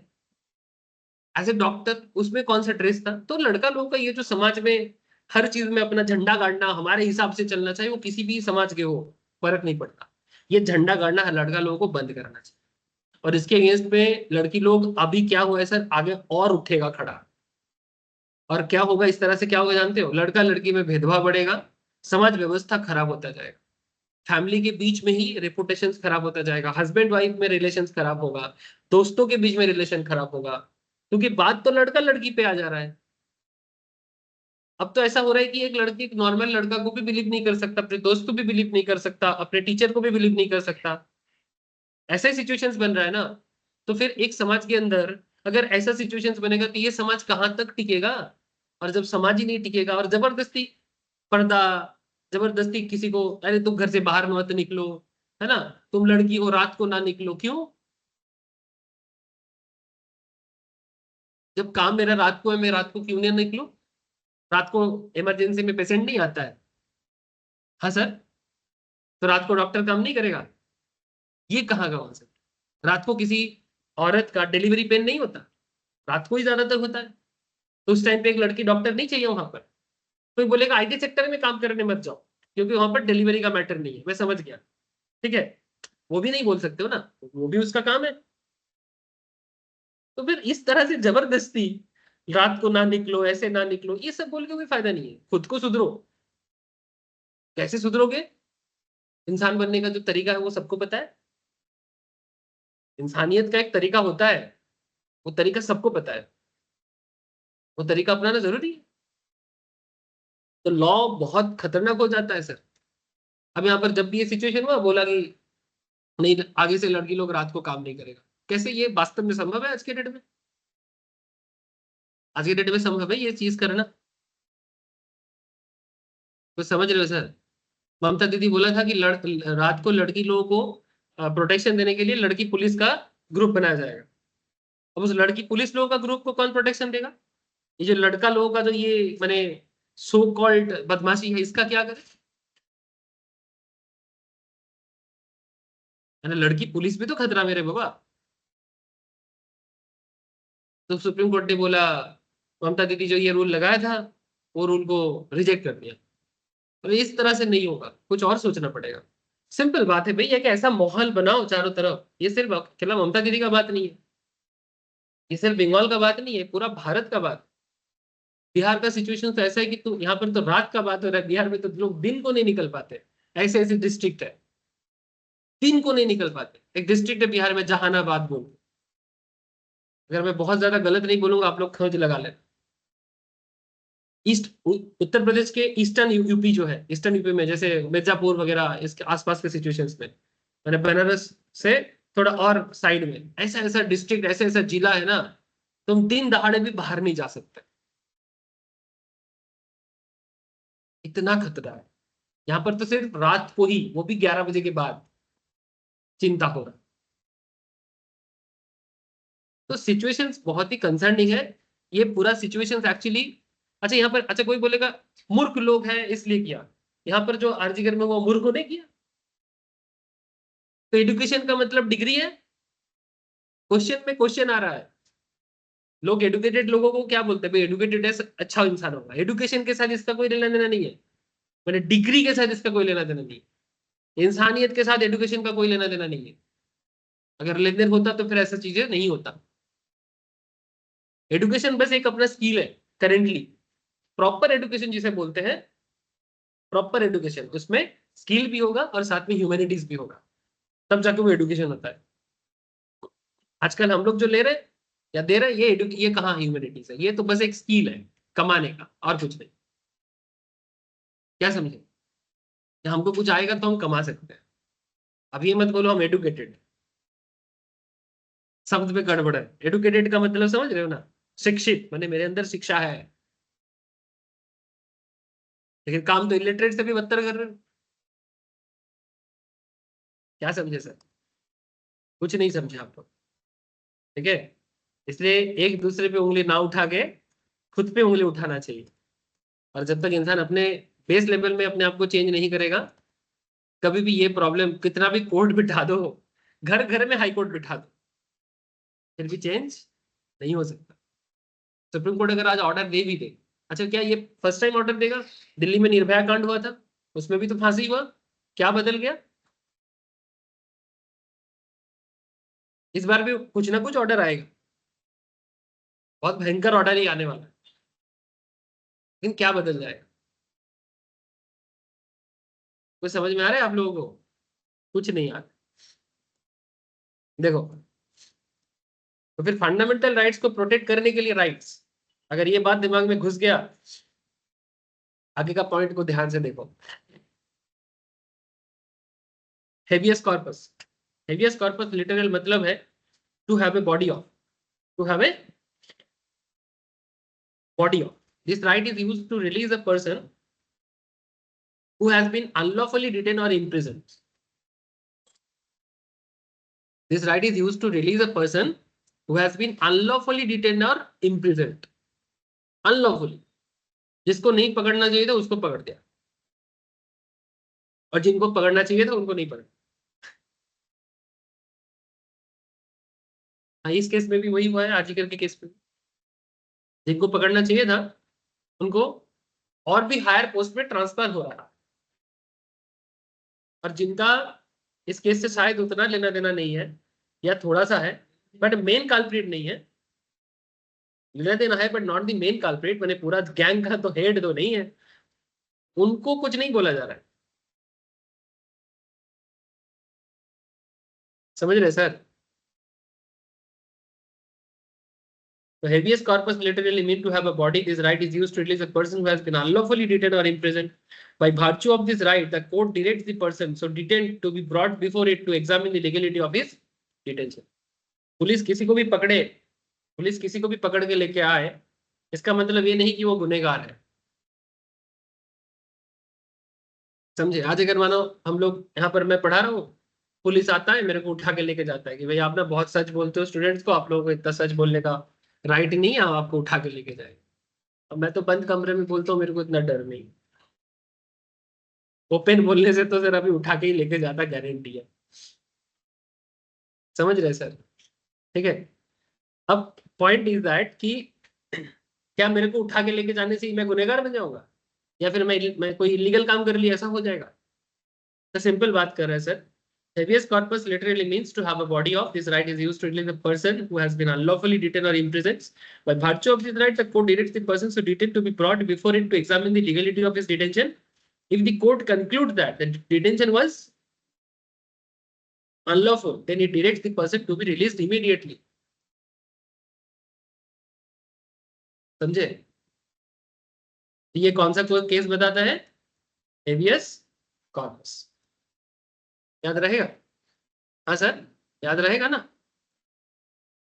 अच्छा, सर्कमस्टेंसेस ऑफ अनलॉफुल डिटेंशन, कैसे कैसे सिचुएशंस होते हैं देखो एक बार। ऑनलाइन में मेरा आवाज आ रहा है सबको? हेलो, तुम लोग समझ पा रहे हो सर?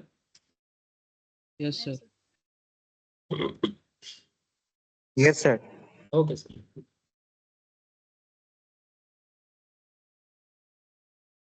जैसे देखो, detention was not done in accordance with the procedures laid down, मैंने किसी को डिटेन करने का कुछ प्रोसीड्यूर्स होते हैं, उसको प्रोसीड्यूर के हिसाब से अरेस्ट नहीं किया गया। अरे प्रोसीड्यूर होता है ना कि भाई तुमको एक नोटिस जाएगा, अगर फिर भी तुमने जवाब नहीं दिया तब जाके हम इतने दिन के अंदर जाके आपको उठा के लेके आऊंगा, कुछ ना कुछ कि फिर आपको अरेस्ट होना पड़ेगा। मैंने कोई प्रोसेस प्रोसीडियर कुछ भी फॉलो नहीं, बस गए बाहुबलीगिरी किए और उठा के लेके आ गए। For instance the person was not produced before magistrate with in 24 hours of his arrest. Normally rule है कि किसी को अरेस्ट करने के 24 घंटे के अंदर डिस्ट्रिक्ट मैजिस्ट्रेट या मेट्रोपॉलिटन का जो एरिया में जो मैजिस्ट्रेट लेवल का बंदा है उनके सामने लेके जाना पड़ता है। इसका मतलब अगर उससे ज्यादा दिन तुम किसी को डिटेन कर रहे हो, ये बेसिकली हैरेसमेंट है और कुछ नहीं है। गरीबों में अत्याचार, जो पुलिस लोग आजकल करता है ना पार्टी के कहने पे, चाहे किसी की पार्टी का हो, जहां पर जिसका राज चलता है वो अपना दिखा देता है औकात।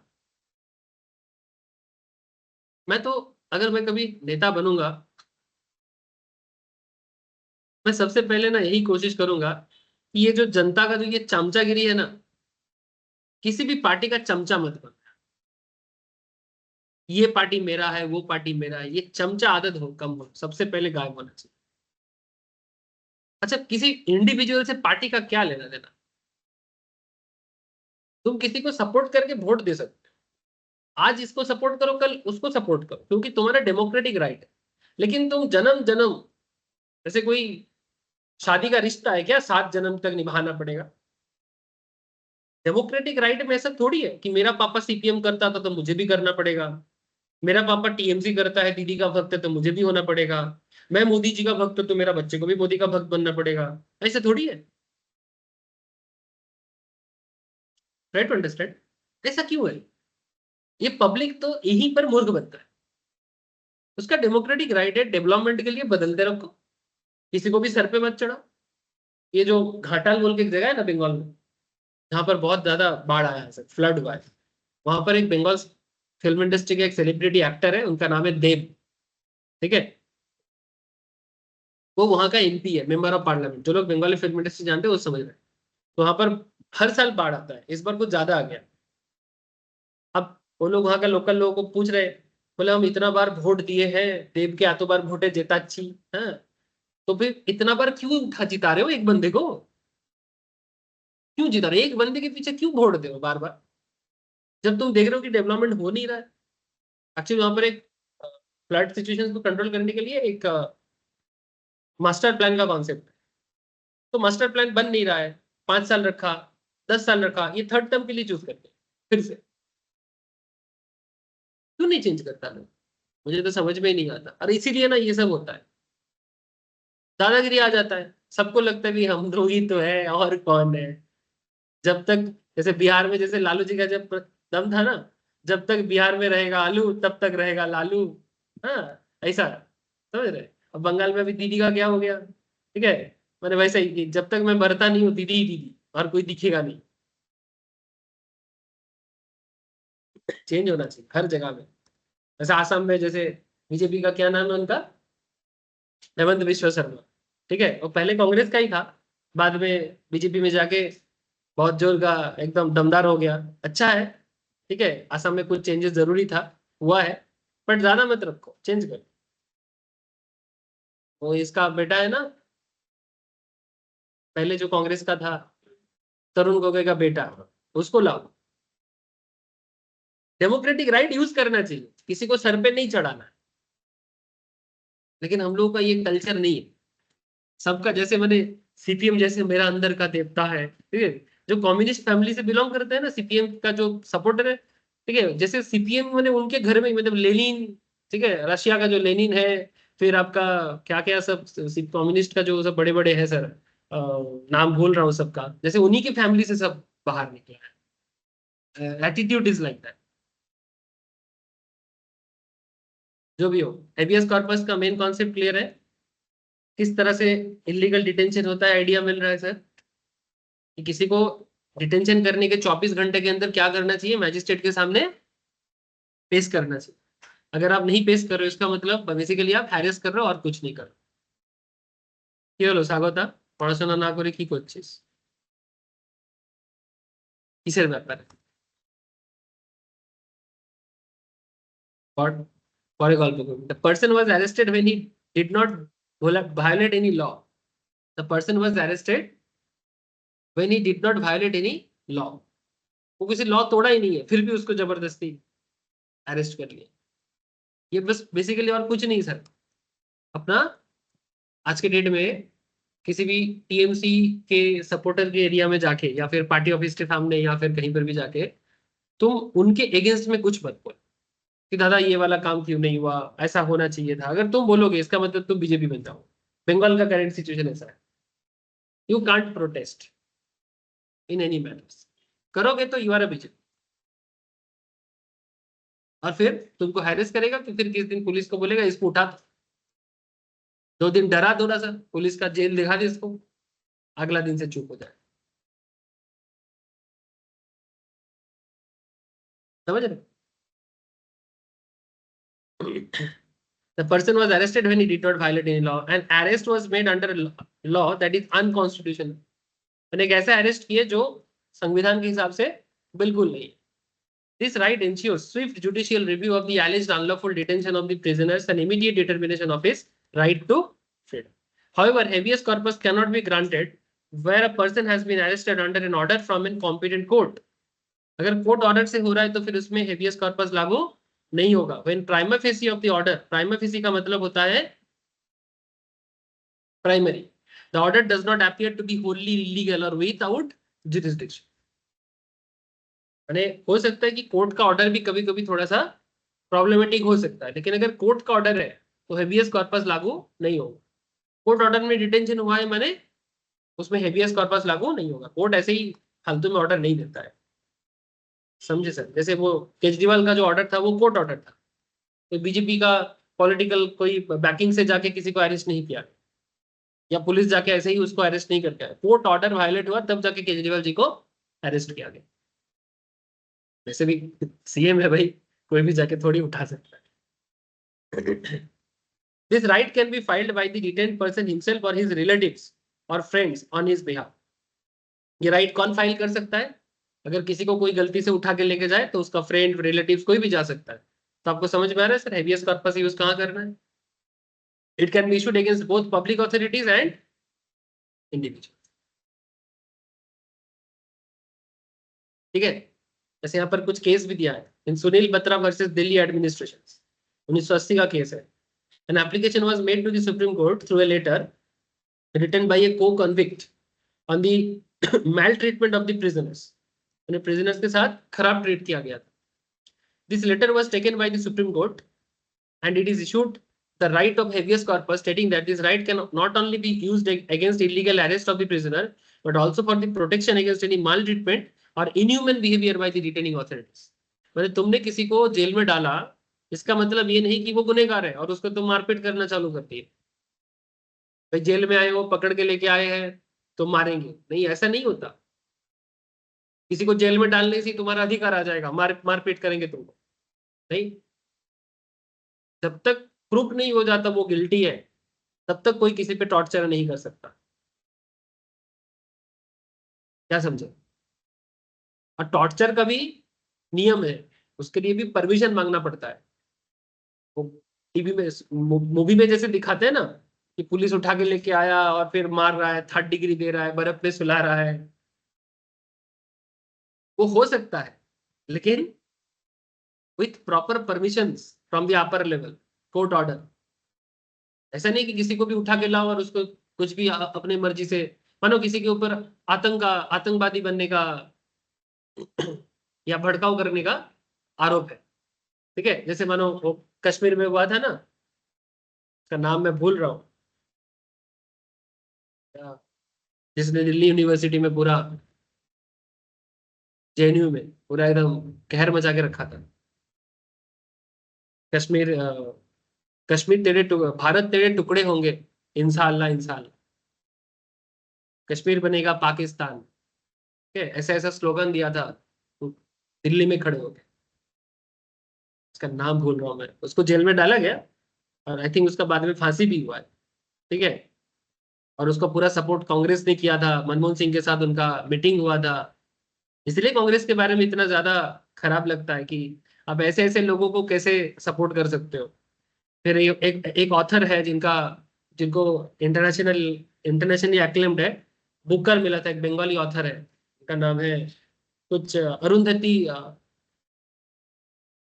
चैटर्जी ऐसा कुछ होगा, अमेरिका में रहते हैं, यहाँ का नहीं है। उनको बुकर मिला था, बुकर माने बुक्स लिखने का हाईएस्ट प्राइस होता है। उन्होंने वैसे लोगों को सपोर्ट करके किताब लिखा था, और वो जेएनयू में एज ए गेस्ट लेक्चरर भी आया था, एज ए प्रोफेसर उनको सपोर्ट कर रहा था। क्या क्या होता है देश में।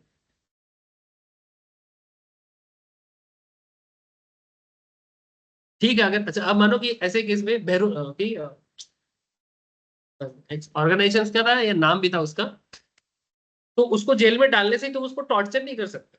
पहले तो उसका पूरा निकालो कि वो कहाँ क्या गलत किया है। ऑब्वियसली उस स्लोगन के कारण ही तुम उसको उठा के लेके जाओगे, बिल्कुल, क्योंकि वो एक पब्लिक एरिया में आके इस तरह का बात कर रहे हैं जो पूरा देश के अंदर प्रॉब्लम क्रिएट कर सकता है। लेकिन उसको जेल में डालने से ही मैं उसके साथ मैंने मैल ट्रीटमेंट करना चालू कर दूंगा, ये राइट तुमको नहीं, जब तक ये प्रूव नहीं हो जाता कि वो सच में गिल्टी। इवन अजमल कसाब तक को भी आते ही मारपीट नहीं हुआ था, प्रूव होने के बाद। जिसने बॉम्बे में अटैक किया था पाकिस्तान का, जो दिन दहाड़े लोगों को मारा था, उसके लिए भी ऐसा नियम है। सर वो तो दिखाई गया कि इतना लोगों को मारा, सर सब ठीक है, लेकिन लॉ पहले प्रूव करे, उसके बाद ही तुम उसके ऊपर जितना भी टॉर्चर है जो है कर सकते हो। स्पेशल केसेस अलग है, लेकिन नॉर्मल केस में तो जैसे मतलब किसी को भी उठा के लेके गए टॉर्चर करना चालू कर दिया, ऐसा नहीं होता। ठीक है, समझ में आ रहा है। तो लॉ जानो, नियम जानो, जरूरी है ना सर। लोग डरते हैं कि नहीं हमको उठा के लेके जाएगा, पुलिस आएगा, ठीक है, पुलिस आने से ही लोग डर है, मेरा तो खत्म। In Kanu Sanyal versus district magistrate Darjeeling, अरे वाह। The Supreme Court held that rather than focusing on the defined meaning of habeas corpus, that is, produce the body, there should be a focus on the examinations of the legality of the detention of by looking at the facts and circumstances of the case. यही मैं बोल रहा था, legality भी check करना है, उसके साथ साथ किस कारण तुमने उसको डिटेन किया। डिटेन करना माने पकड़ के रखना। It stated that this right is procedural right and not a substantive right, and this case dealt with the nature and scope of the right of habeas corpus. Same kind of चीजें हुआ। Mandamus क्या कर रहा है, hertz chatting, मन उठ गया पढ़ाई से। सर आप बहुत ज्यादा इधर उधर का एग्जांपल दे रहे हो। मैंडमस, मैंडमस क्या है? Mandamus means we command. Mandamus माने वी कमेंट, ये सब लैटिन फ्रेज है, इसका सिंपल इंग्लिश दे दिया आपको, we command. It is issued by court to direct a public authority to perform the legal duties, to perform the legal duties which it has not or refused to perform. इसको बोलते हैं public authority को बोलते हैं, like police को बोलते हैं। Public authority में पुलिस हो सकता है, सरकारी दफ्तर हो सकता है, कि आप अपना ड्यूटी परफॉर्म करो। बहुत केस में पुलिस अपना ड्यूटी परफॉर्म नहीं करता है ना, आंखों के सामने देख रहा है कि एक दूसरे को मार रहे हैं, लेकिन पुलिस चुप है। क्यों? क्योंकि पॉलिटिकली उनको मना है। मैंने जो करंट पॉलिटिकल सपोर्ट पार्टी है वो मना करके रखा है कि अगर दो आदमी मारपीट करे तो चुप रहे। समाज में कहीं पर कुछ गड़बड़ हो, तुम पुलिस हो, पर तुम अपना पावर का यूज मत कर। जो हो रहा है होने दो, जो चल रहा है चलने दो। एक बेसिक चीज बोल रहे हैं, आप लोग बहुत गंभीर हो गए। जैसे एग्जाम्पल के रूप में, जैसे आप लोग यहाँ से जब घर जाते हो, बस स्टैंड पे जाते हो, Keshavpur bus stand, bus stand में जाते ही तुम देखना कि ये वाला जो हम लोग का जो केशवपुर का लोकल रोड है, इसी रोड में भीड़ लग जाता है मेन रोड से पहले। और मेन रोड के एकदम जहां पर वीआईपी का क्रॉसिंग और ये रोड जहां जिस पॉइंट पे इंटरसेक्ट कर रहा है, उसी पॉइंट में सभी बसें खड़ा है। देखते हो कि नहीं देखते? अच्छा आप मुझे बताओ, बस वहां खड़ा होना चाहिए? तो मेन रोड के मुंह पे बस खड़ा होना चाहिए? बस को कहाँ खड़ा होना चाहिए? उसके लिए स्टैंड बना हुआ है ना। बस अगर वहां पर खड़ा ना होके अपने स्टैंड में खड़ा होता तो सारे के सारे पैसेंजर्स वही बस स्टैंड में जाके ही बस में चढ़ता। और ये जो रोड के मुंह पे जो ट्रैफिक जैम हो रहा है, क्या ये रूल नहीं टूट रहा है? ये जो मैंने जबरदस्ती ट्रैफिक को कंजेशन करना, पीछे एम्बुलेंस भी खड़ा रहता है ना, काफी प्रॉब्लमेटिक सिचुएशन होता है। तो क्या पुलिस इतना नहीं कर सकता कि बस वाले को एक स्ट्रिक्ट रूल कर दे कि भाई तुम बस स्टैंड में ही खड़ा होना, और पब्लिक को बस बता दे कि बस जहां खड़ा होगा आप वहीं पे चढ़ो, तो बस जहां रहेगा पब्लिक तो वहीं जाएगा। पब्लिक का अपना क्या औकात है, क्या औकात है पब्लिक का बस के सामने? अरे सर्कमस्टेंसेस को समझ, तुम बस पकड़ने जा रहे हो, यहाँ पर बस का औकात इंपॉर्टेंट है कि तुम्हारा औकात इंपॉर्टेंट? बस का औकात, अगर बस बस स्टैंड में खड़ा होगा तो तुम्हारा इसमें क्या औकात है? तुम जहां बस है वहीं जाएगा, अगर 1 किलोमीटर दूर में होगा तो वहीं जाएगा, 500 मीटर दूर में होगा वहीं जाएगा। ऐसा थोड़ी है कि अगर मैं पैसेंजर नहीं आएगा तो बस, पैसेंजर तो आएगा ही, उसका तो कोई जगह नहीं है। तो पुलिस एक सिंपल सा रूल नहीं बना सकता कि बस स्टैंड में बस खड़ा हो? ये सिंपल चीज है।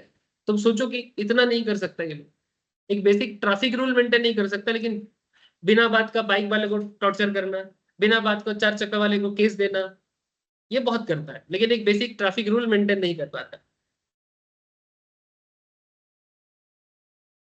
सिंपल सवाल है।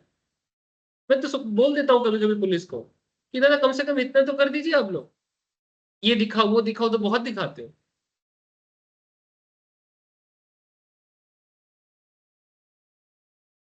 क्या ऐसे ही कंपनी जो आए कैपिटल क्लास करने जो ब्रेकअप करनी है तो कार जो है ना वो रोड पे ब्रेकअप होता है तो फर्क ये बीच में गाड़ी लगा हुआ है पुलिस का ऑफिसर अच्छा है बीच में पूरा अपने वाइफ के साथ गाड़ी, अच्छा रोड को बीच में, गाड़ी को बीच में लगा, रुक गया, हर तरफ से गाड़ी आ रहा है पूरा जैम सब थमा, लेकिन कोई कुछ नहीं बोल सकता। नहीं हम तो सर बोलती है सर सुन लिए हम लोग को फिर एक टाइप का गाड़ी के सामने एक वो गाड़ी के पीछे लिखा हुआ है सर दिमाग में था और ये केस्टोपुर का इतना कंजेस्टेड एरिया है यहाँ पर, सर बाइक नहीं पार रुक पा रहा वही तो मैं बोल रहा हूँ कि वीआईपी के सामने तो इतना कंजेशन है। गाड़ी को साइड में हाँ उधर चढ़ा पता है मुझे, वही तो मैं बोल रहा हूँ कि ये सब कब बंद होगा। मैंने सरकार तो पूरा खुला छूट दे के रखा है इन लोगों को, ऐसे थोड़ी ना चलता है। मुझे तो समझ में नहीं आता कि पब्लिक के हाथ में सारा पावर है, लेकिन ये पब्लिक का चमचागिरी क्यों नहीं बंद होता?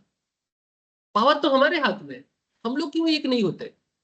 और हम लोगों को ना अपना पॉकेट का धंधाबाजी, हम लोग का धंधाबाजी के कारण ही हम लोग का यह हालत है। समझ रहे सर?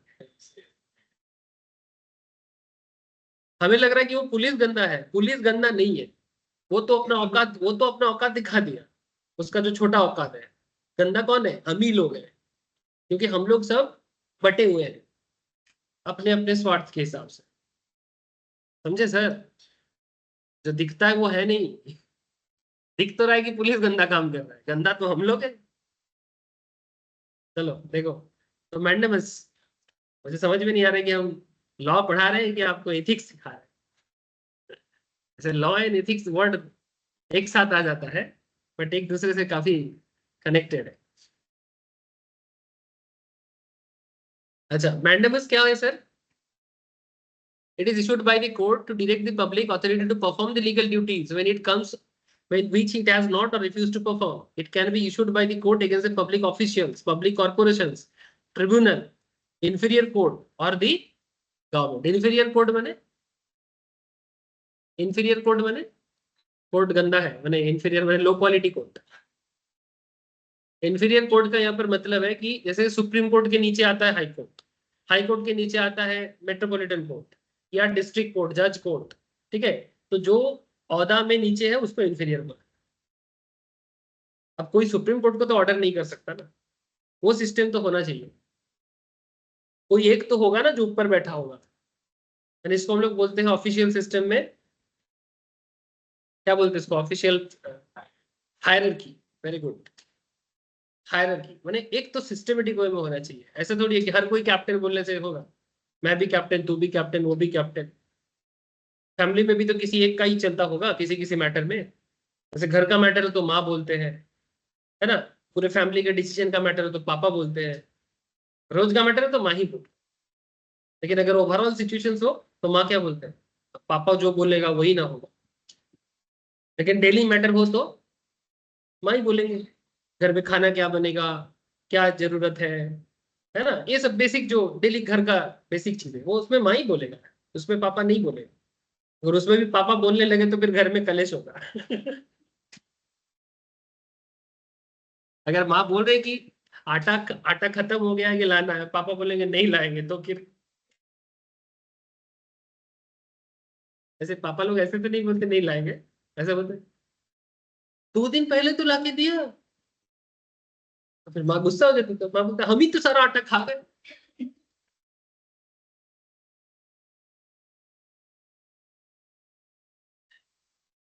देखो,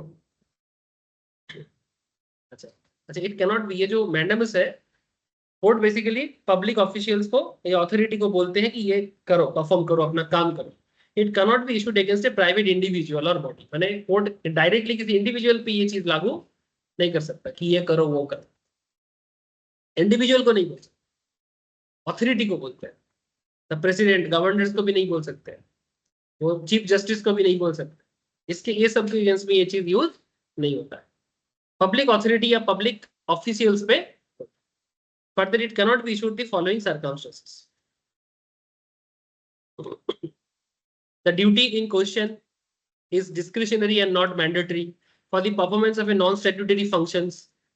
ठीक है, जैसे मानो duty in question is discretionary not mandatory, मैंने जो ड्यूटी जिसको करना है, सरकारी ऑफिशियल्स जो है, उसको जो ड्यूटी है वो मैंडेटरी नहीं है, डिस्क्रिशनरी है, वो अपने मर्जी से कर भी सकता है, ना भी कर सकता है।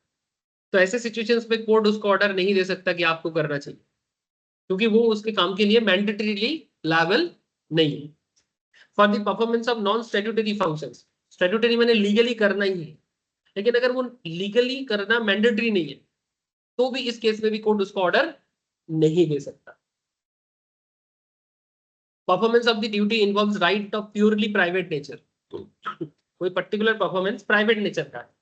प्राइवेट नेचर मैंने नॉर्मली सरकार पब्लिक केस में बोल सकता है कि अगर कोई पब्लिक ऑफिशियल्स को जो करना चाहिए था वो नहीं कर रहा है, तो उसमें कोर्ट बोल सकता है।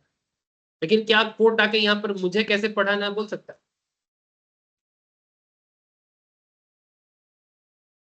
नहीं बोल सकता, बिकॉज ये प्राइवेट नेचर का है। बात समझ में आया? कोई डॉक्टर प्राइवेट की प्रैक्टिस करते हैं, उसको कैसे ट्रीट करने अपने पेशेंट्स को, इसके बारे में कोर्ट आके बोल सकता है? नहीं बोल सकता। प्राइवेट नेचर की चीज में ये सब चीजें नॉर्मली लागू नहीं होता। अच्छा, इसका मतलब ये नहीं कि किसी भी मैटर में नहीं बोल सकता, बोल सकते हैं, वो depending on the situation, but daily basis के लाइफ में प्राइवेट चीज प्राइवेट ही होता है भाई। प्राइवेट इंडिविजुअल्स अपने मर्जी से प्राइवेट चीज चूज करते हैं, है ना, ये इंडिपेंडेंसी है। जैसे रशिया में, चाइना जैसा कंट्री में, यहाँ पर थोड़ा सा चीजें अलग है, डेमोक्रेटिक सिस्टम में सिस्टम थोड़ा अलग है। जैसे रशिया में, चाइना में, नॉर्थ कोरिया में, ठीक है, स्पेशली नॉर्थ कोरिया का बात कर सकते हैं।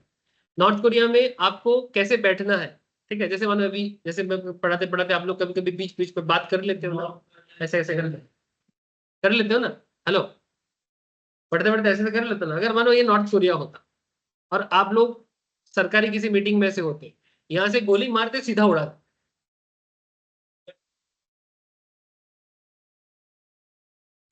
यहाँ से गोली मारते सीधा उड़ा देते। मानो किसी को झपकी आ रहा है, बात मीटिंग, सरकारी मीटिंग में, सीधा खट्टा, उससे पहले बोल दिया जाएगा कि ऐसा नहीं करना है, और तुम कर लेते हो।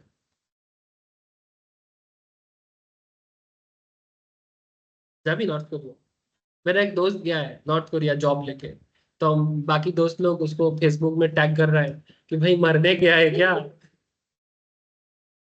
हाँ?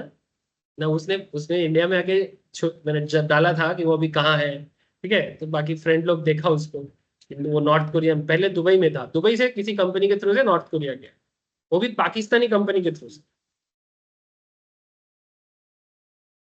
उसका। तुम लोग ज्यादा बदमाशी करेगा ना, तुम लोग को भेज देंगे नॉर्थ कोरिया, किम जोन के साथ दोस्ती करके आना, क्या क्यों प्रॉब्लम, ठीक है, ए आओ किम किम करके, ओ इसीलिए तो भेजना है। देखो, the performance of duty involves right of, यानी ये प्योरली प्राइवेट नेचर की चीजों में भी ये मैंडेमस लागू नहीं होगा। हम लोग क्या पढ़ रहे हैं समझ में आ रहा है ना, कि मैंडेमस लागू कहाँ होता है, उसका तो पहले बोल दिया, और यहाँ पर बोल रहे it cannot be issued in the following circumstances, तो उसका पूरा लिस्ट देके रखा है। Where there is any other remedy available under the law, अगर कोई और रेमेडी अवेलेबल है तो फिर कोर्ट उसको दूसरे रेमेडी के पास चला जाएगा, फिर सरकारी ऑफिशियल्स को उसका ड्यूटी करने से ना भी कर सकता है। The right of mandamus is issued for keeping the public authorities within their jurisdiction. Public authorities को उसके जुरिस्डिक्शन को याद दिलाते भाई अपना काम को याद रखो, किस पर्पस में ऑफिस में ज्वाइन किए थे याद रखो, समझे। जैसे सरकारी स्कूल का टीचर है, स्कूल जाता है पर पढ़ाता नहीं है ना। सरकारी स्कूल का दिन दिन 70 से 80 हजार टका एवरी मंथ उठाता है, साल भर के 8 लाख 10 लाख टका सैलरी रेज करता है, सरकारी पैसा है, हमारा टैक्स का पैसा है, पढ़ा दे भाई। नहीं, उसको पढ़ाएंगे जो मेरे पास प्राइवेट कोचिंग करने आएगा। तो अगर प्राइवेट कोचिंग ही करना था तो स्कूल का टीचिंग का जॉब छोड़ दे, फिर कर प्राइवेट कोचिंग, कौन मना करता है। तेरा दम होगा तो लोग आएगा तेरे पास पढ़ने, क्यों नहीं करता है। और क्या किस तरह का लोगों के बच्चे लोगों का दिमाग कैसे खाता है, मेरे पास प्राइवेट कोचिंग नहीं पड़ेगा तो इंटरनल में नंबर नहीं आएगा, और वो इंटरनल का नंबर एक स्कूल के फाइनल एग्जाम में ऐड होता है तो तुम्हारा परसेंटेज गिरेगा, तो तुम भागे भागे उसी टीचर के पास पढ़ने जाएगा। ऐसा ही सिस्टम है।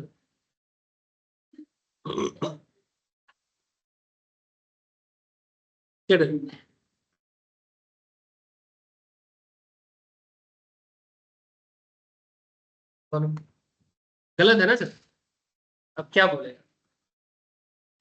तो राइट ऑफ मैंडेमस में से हर चीज को बोला जा सकता है। The writ of mandamus is issued for keeping the public authorities within their jurisdiction while exercising public functions.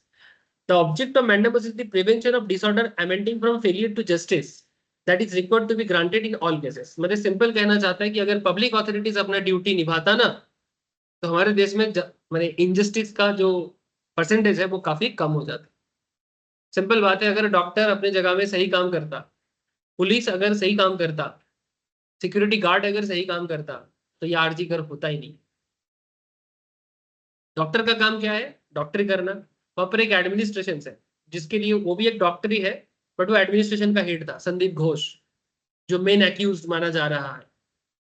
तो उसका दायित्व क्या है, पूरा एडमिनिस्ट्रेशन को संभालना। इतना बड़ा हॉस्पिटल चलता है, पुलिस ऑफिशियल्स भी कनेक्टेड है, security guard, security personnel is there. तो सब कोई अगर अपना ड्यूटी करता और फालतू के बदमाशी के पीछे ना लगा रहता कि कहाँ से इलीगल सोर्स ऑफ मनी आएगा, कौन सा डेड बॉडी का कोई क्लेम नहीं होगा, वो डेड बॉडी का शरीर का पार्ट्स बेच के मेरे को पैसा कमाना है, अगर ये सब चक्कर में ना पड़ता तो शायद ये सब कांड भी ना हो। कोरोना के टाइम पे बहुत सारे सरकारी ये सब आर्टिकल वगैरह में डेड बॉडी का वो तो गवर्नमेंट ने कुछ रूल कर दिया था कि सेंसिटिव केस है तो जबरदस्ती किसी का बॉडी नहीं दे रहा था, और ये लोगों को भी एकदम मौका मिल गया। फिर वो बॉडी का क्या किया, बॉडी का जो भी ऑर्गन्स है निकाला और बांग्लादेश भेजा, आंख, किडनी, लिवर, जो भी बहुत महंगा दाम पे बिकता है। मैंने बेसिकली ये सब काम किया, और एक्चुअली ये जो जिनका साथ ऐसा हुआ है ना, इनको बहुत सारा चीज पता चल गया, तभी उनको इस तरह से हटाया गया। तुम देखना आगे यही सब चीजें बाहर निकले। ये बेसिकली कहीं ना कहीं भोकल हो गया था, उनको भी संभालना चाहिए, सोचना चाहिए था कि किसके साथ पंगा ले रहा है ये लोग बने बेसिकली डॉक्टर के आड़ में गुंडा है, और गुंडा लोगों के साथ पूरा एकदम पॉलिटिकल बैकअप के साथ है। कुछ तो है, नहीं तो इतना ताकत कहां से आती। सिंपल बात है, जस्टिस अगर समाज में बने रहना है, जिसका जो अथॉरिटी है सरकारी लेवल में वो अथॉरिटी पालन करे। अब किंग जोंग का ये रूल एक अच्छा है अच्छा मैंने ऐसे सिचुएशंस पे लगता अच्छा है। नॉर्थ कोरिया में फ्लड हुआ है, 3-4 डिस्ट्रिक्ट डूब गया है, तो जो भी ऑफिशियल्स रेस्पॉन्सिबल था उस डिस्ट्रिक्ट के फ्लड कंडीशंस को मेंटेन करने के लिए, उनको डेथ सेंटेंस दे दिया।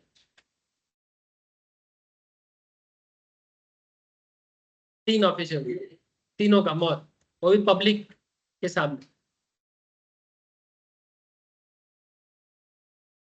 फ्लड मतलब जस्ट फ्लड कंट्रोल नहीं कर पाए। हमारे यहाँ पर होता है ऐसा। ये जो जिस पुलिस ये एडमिनिस्ट्रेशन फेलियर माने पुलिस का फेलियर, तो क्या पुलिस का जो सीनियर ऑफिशियल है इनको डेथ पेनल्टी देगा हमारे यहाँ पर? ऐसा हमारे देश में होता नहीं है। बट कभी कभी लगता है जब ऐसे सिचुएशन देखने को मिलता है, लगता है कि शायद किम जोंग सही है।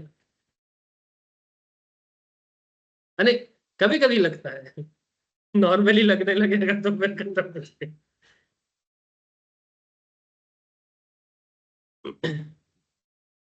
इसमें कुछ केस भी दिया हुआ है सर। अच्छा, मैडम इज क्लियर हो गया सर। को वारंटो, वो warranto, warranto means by what warrant? So this right, the court calls upon a person holding a public office to show under what authority he holds that office. So this right, through this right, the court calls upon a person holding a public office to show under what authority he holds that office. If it is found that the person is not entitled to hold that office, he may be ousted from it. यानी अगर आपको authority नहीं है फिर भी आप उस authority में बैठ गए, आपका अथॉरिटी है ही नहीं चीज पे, फिर भी आप अथॉरिटी में बैठ गए डुप्लीकेसी करके। समझ रहे हो बात ना?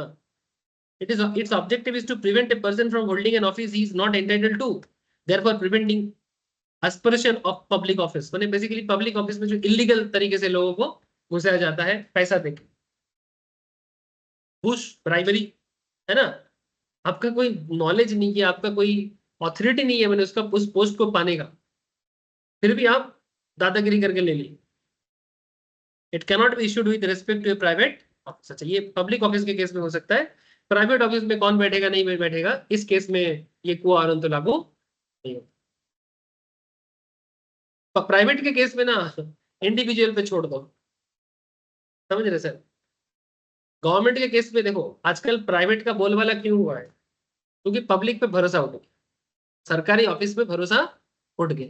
तभी लोग देखा कि भाई जब सरकारी पे भरोसा ही नहीं है तो प्राइवेट छोड़ के कोई उपाय भी नहीं है। और प्राइवेट को जज करने का जो तरीका है वो इंडिविजुअल्स का अपने दम पे, मैं खुद अपना डिसीजन लूंगा, अच्छा होगा बुरा होगा अपने ऊपर है।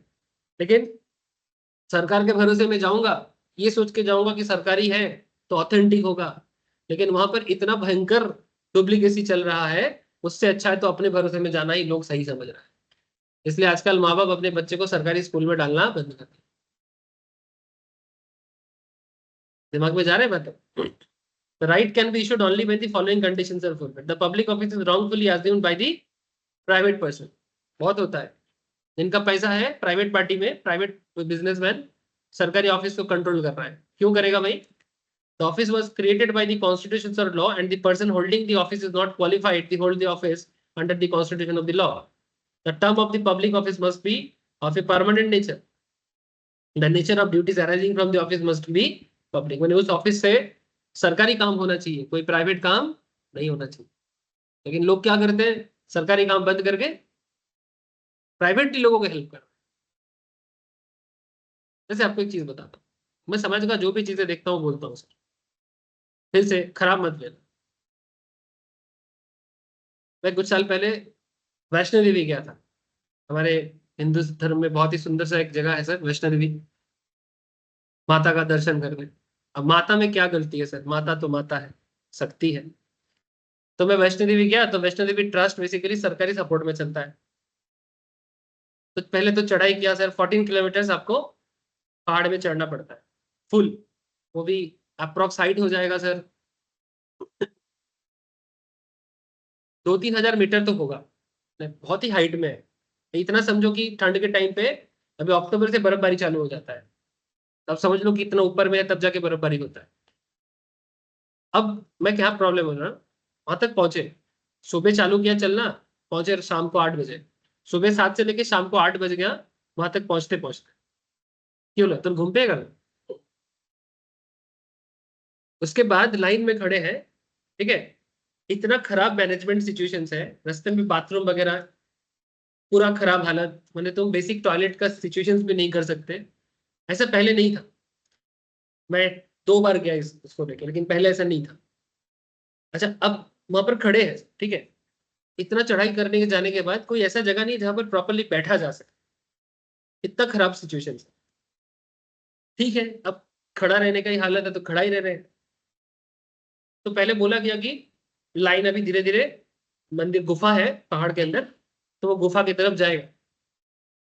अब तुम सोचो कि तुम सुबह 7 से लेके चढ़ाई किए, शाम को 8 बज गया, उस टाइम पे जाके पहुंचे, तुम सोच रहे हो कि आधा घंटा थोड़ा सा रेस्ट करेंगे, फिर धीरे धीरे दर्शन करके फिर परमानेंटली थोड़ा सा 2-3 घंटा बैठेंगे, तब जाके उतना मोटा मोटी हो जाता। वहां से बोल रहे हैं कि अभी वीआईपी दर्शन चल रहा है। क्या चल रहा है? वीआईपी दर्शन। ये क्या होता है? वीआईपी दर्शन क्या होता है? वीआईपी लोग एक्स्ट्रा पैसा देके आरती करा रहे हैं। जो पब्लिक मंदिर है, आरती कराना है तो पंडा लोगों को या पंडित लोगों को घर लेके जाओ, कराओ ना जितना मर्जी। यहाँ लाखों की संख्या में साधारण इंसान अपना भक्ति श्रद्धा लेके वहां तक पहुंचा है, और तुम अपने पैसे के दम पे मंदिर के अंदर जाके लोगों को 2 घंटा 4 घंटा लाइन में खड़ा रखेगा। समझ रहे हो सर? तो ये जो टेम्पल ट्रस्ट है, ये सरकारी ट्रस्ट के सपोर्ट में चलता है। गलत यूज देख रहे हो? अच्छा, इसमें क्या है, क्योंकि वो टेम्पल ट्रस्ट को एक बहुत अच्छा चंदा मिलता है उसमें, इसके लिए तुम ऐसा कर। मैंने, ये जो लोग रिच लोग हैं, इनको लगता है कि ये भगवान के मंदिर पे चंदा देके भगवान को ही खरीद लेगा। मैं तो बोलता हूँ कि ऐसा डोनेशन ना लिया करें। छोटा छोटा डोनेशन जो हम लोग जाके नॉर्मल लोग देते हैं, सरकारी जो सुविधाएं देते हैं, उसमें एटलीस्ट बेसिक चीजें सही रखा करें। वो फालतू 2 नंबरी डोनेशन लेके मंदिर ट्रस्ट का भी कुछ नहीं होता है। क्या सर, सही बोला कि नहीं बोला? क्या करेगा 2 नंबरी पैसे से भगवान किसी का अच्छा करता है? भगवान तो खुद ही बोलते हैं 2 नंबरी ना कर, तो फिर 2 नंबरी सोर्स का पैसा कैसे भगवान एक्सेप्ट करेगा? भगवान हमें क्या सिखाते हैं अपने धार्मिक किताब में, कि 2 नंबरी ना करें। तो 2 नंबरी करके जो पैसा कमाया मैं, उसी पैसे को मैं डोनेट कर रहा हूँ, उस डोनेशन का क्या फायदा? क्या भगवान एक्सेप्ट करता है? वो तो भगवान एक्सेप्ट नहीं करता। समझ रहे सर? तो पब्लिक ऑथोरिटी इस तरह का बहुत काम करता है सर, जो उन्हें नहीं करता है सर।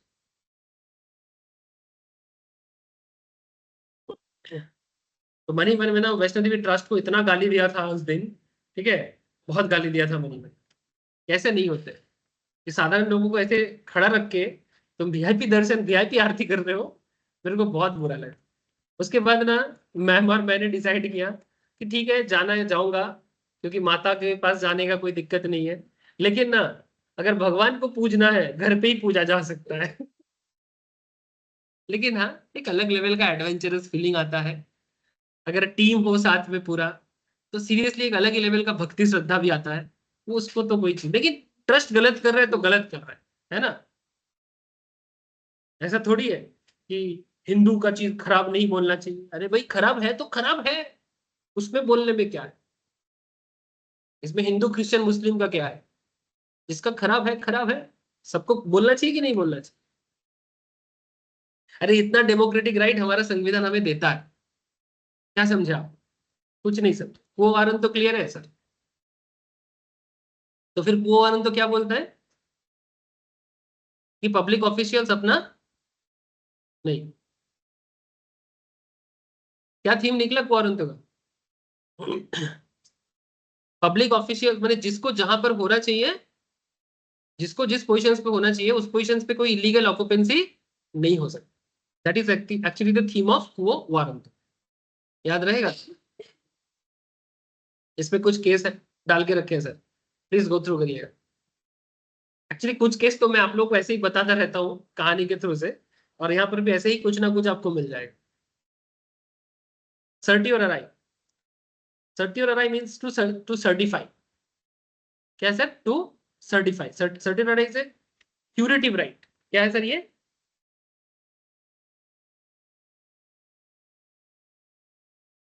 क्यूरेटिव राइट है। When the court is of the opinion that lower court or a tribunal has passed an order which is beyond its power or committed an error of law, then through the right of certiorari, it may transfer the case to itself or quash the order passed by the lower court or tribunal. That means lower court माने से for example high court, या high court के नीचे जो भी है, ठीक है, डिस्ट्रिक्ट कोर्ट, जजेस कोर्ट, ये लोग ना अपने पावर के बियॉन्ड जाके कोई डिसीजन नहीं दे सकते। इनको पता है किसी पर्टिकुलर मैटर पे इनका राइट बने डिसीजन देने का कितना पावर है। अगर वो देख रहे हैं कि उसके पावर के ऊपर है तो चुपचाप केस को पास कर देना चाहिए कि आप ये एक केस इधर सॉल्व नहीं होगा, आप हायर लेवल में जाओ। तो certify means to certify. Certify is a curative writ When the court is the opinion that a lower court or a tribunal has passed an order which is beyond its power or committed an error of law, then through the right of certiorari, it may transfer the case to itself or quash the order passed by the lower court to tribunal. A right of certiorari is issued by Supreme Court or High Court to the subordinate court or tribunal in the following circumstances. कैसे certiorari Supreme Court या High Court पास करते हैं lower court को? When subordinate court acts without jurisdiction or by assuming jurisdiction where it does not exist. मैंने जब lower court का कोई jurisdiction properly नहीं है, जुरिस्डिक्शन मैंने उसके इख्तियार के बाहर है, उस टाइम पे सबऑर्डिनेट कोर्ट माने सुप्रीम कोर्ट के लिए सबऑर्डिनेट कौन है? High court. हाई कोर्ट के लिए सबऑर्डिनेट कौन है? डिस्ट्रिक्ट कोर्ट या जज कोर्ट या मेट्रोपॉलिटन कोर्ट।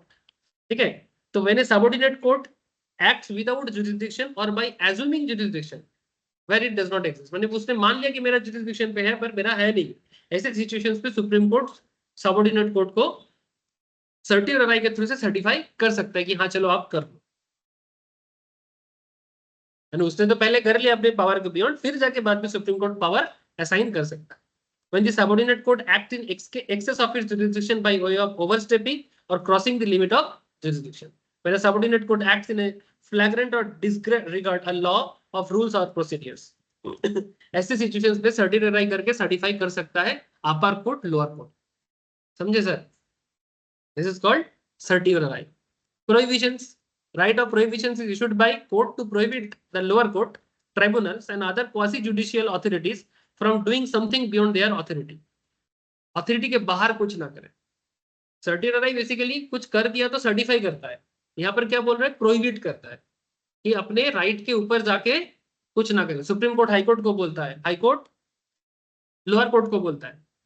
जैसे बहुत सारा केस रिसेंटली हुआ है, जैसे एक केस रिसेंटली हुआ है कि कोलकाता हाई कोर्ट ने ऑर्डर दिया था, बहुत सारा लोगों का जॉब ले लिया, सरकारी नौकरी था, कैंसिल कर दिया ना, टीचर्स रिक्रूटमेंट का स्कैम कुछ था, उसमें कोलकाता हाई कोर्ट ऑर्डर दिया था कि ये सारा जॉब इलीगल बोल के स्टे ऑर्डर लगा दिया था। उस केस में हाई कोर्ट सुप्रीम कोर्ट उस केस को हाई कोर्ट का वो केस जो लिया था ना उसको रिजेक्ट कर दिया था। फिर हाई कोर्ट को ऑर्डर दिया कि भाई ये तुम्हारे पावर के ऊपर जा रहा है। फिर बाद में सुप्रीम कोर्ट इस पे आया और फिर से रिसेंटली सुप्रीम कोर्ट उस मैटर पे जितना जॉब चला गया था, फिर न्यू रिक्रूटमेंट बंद हो गया था, फिर रिक्रूटमेंट के लिए ऑर्डर पास किया। यही तो 10-15 दिन हुआ है। ये कोलकाता वेस्ट बंगाल में स्कूल सर्विस कमीशन का केस था। The right provision is issued by a court or prohibit the lower court, tribunal and other quasi-judicial authorities from doing something beyond their authority. It is issued to direct inactivity and thus differ from mandamus and direct activity. ये mandamus या direct activity से अलग चीज है। ठीक है, बस सही तो है। बाकी कब करना चाहिए नहीं करना चाहिए, राइट का मतलब क्या है, ये सब मैं आपको ऑलरेडी बोल दिया है सर। तो प्लीज एक बार आप लोग गो थ्रू कर लीजिएगा, कर लेंगे ना सर? ये सब बोलने में टाइम लग गया, नहीं तो आज मैं सोचा था एक बार ड्यूटीज एंड ये वाला भी पढ़ा था। ठीक है चलो, आज इतना ही है। अच्छा, I think next Monday I think Puja आ जा रहा है ना, नेक्स्ट मंडे पंचमी है। ठीक है, मैं आप लोगों को अपडेट करता हूँ। ठीक है कि नेक्स्ट मंडे ये वाला क्लास होगा कि नहीं होगा, मैं अपडेट करता हूँ। पंचमी से छुट्टी गिर जाएगा आज। ठीक है,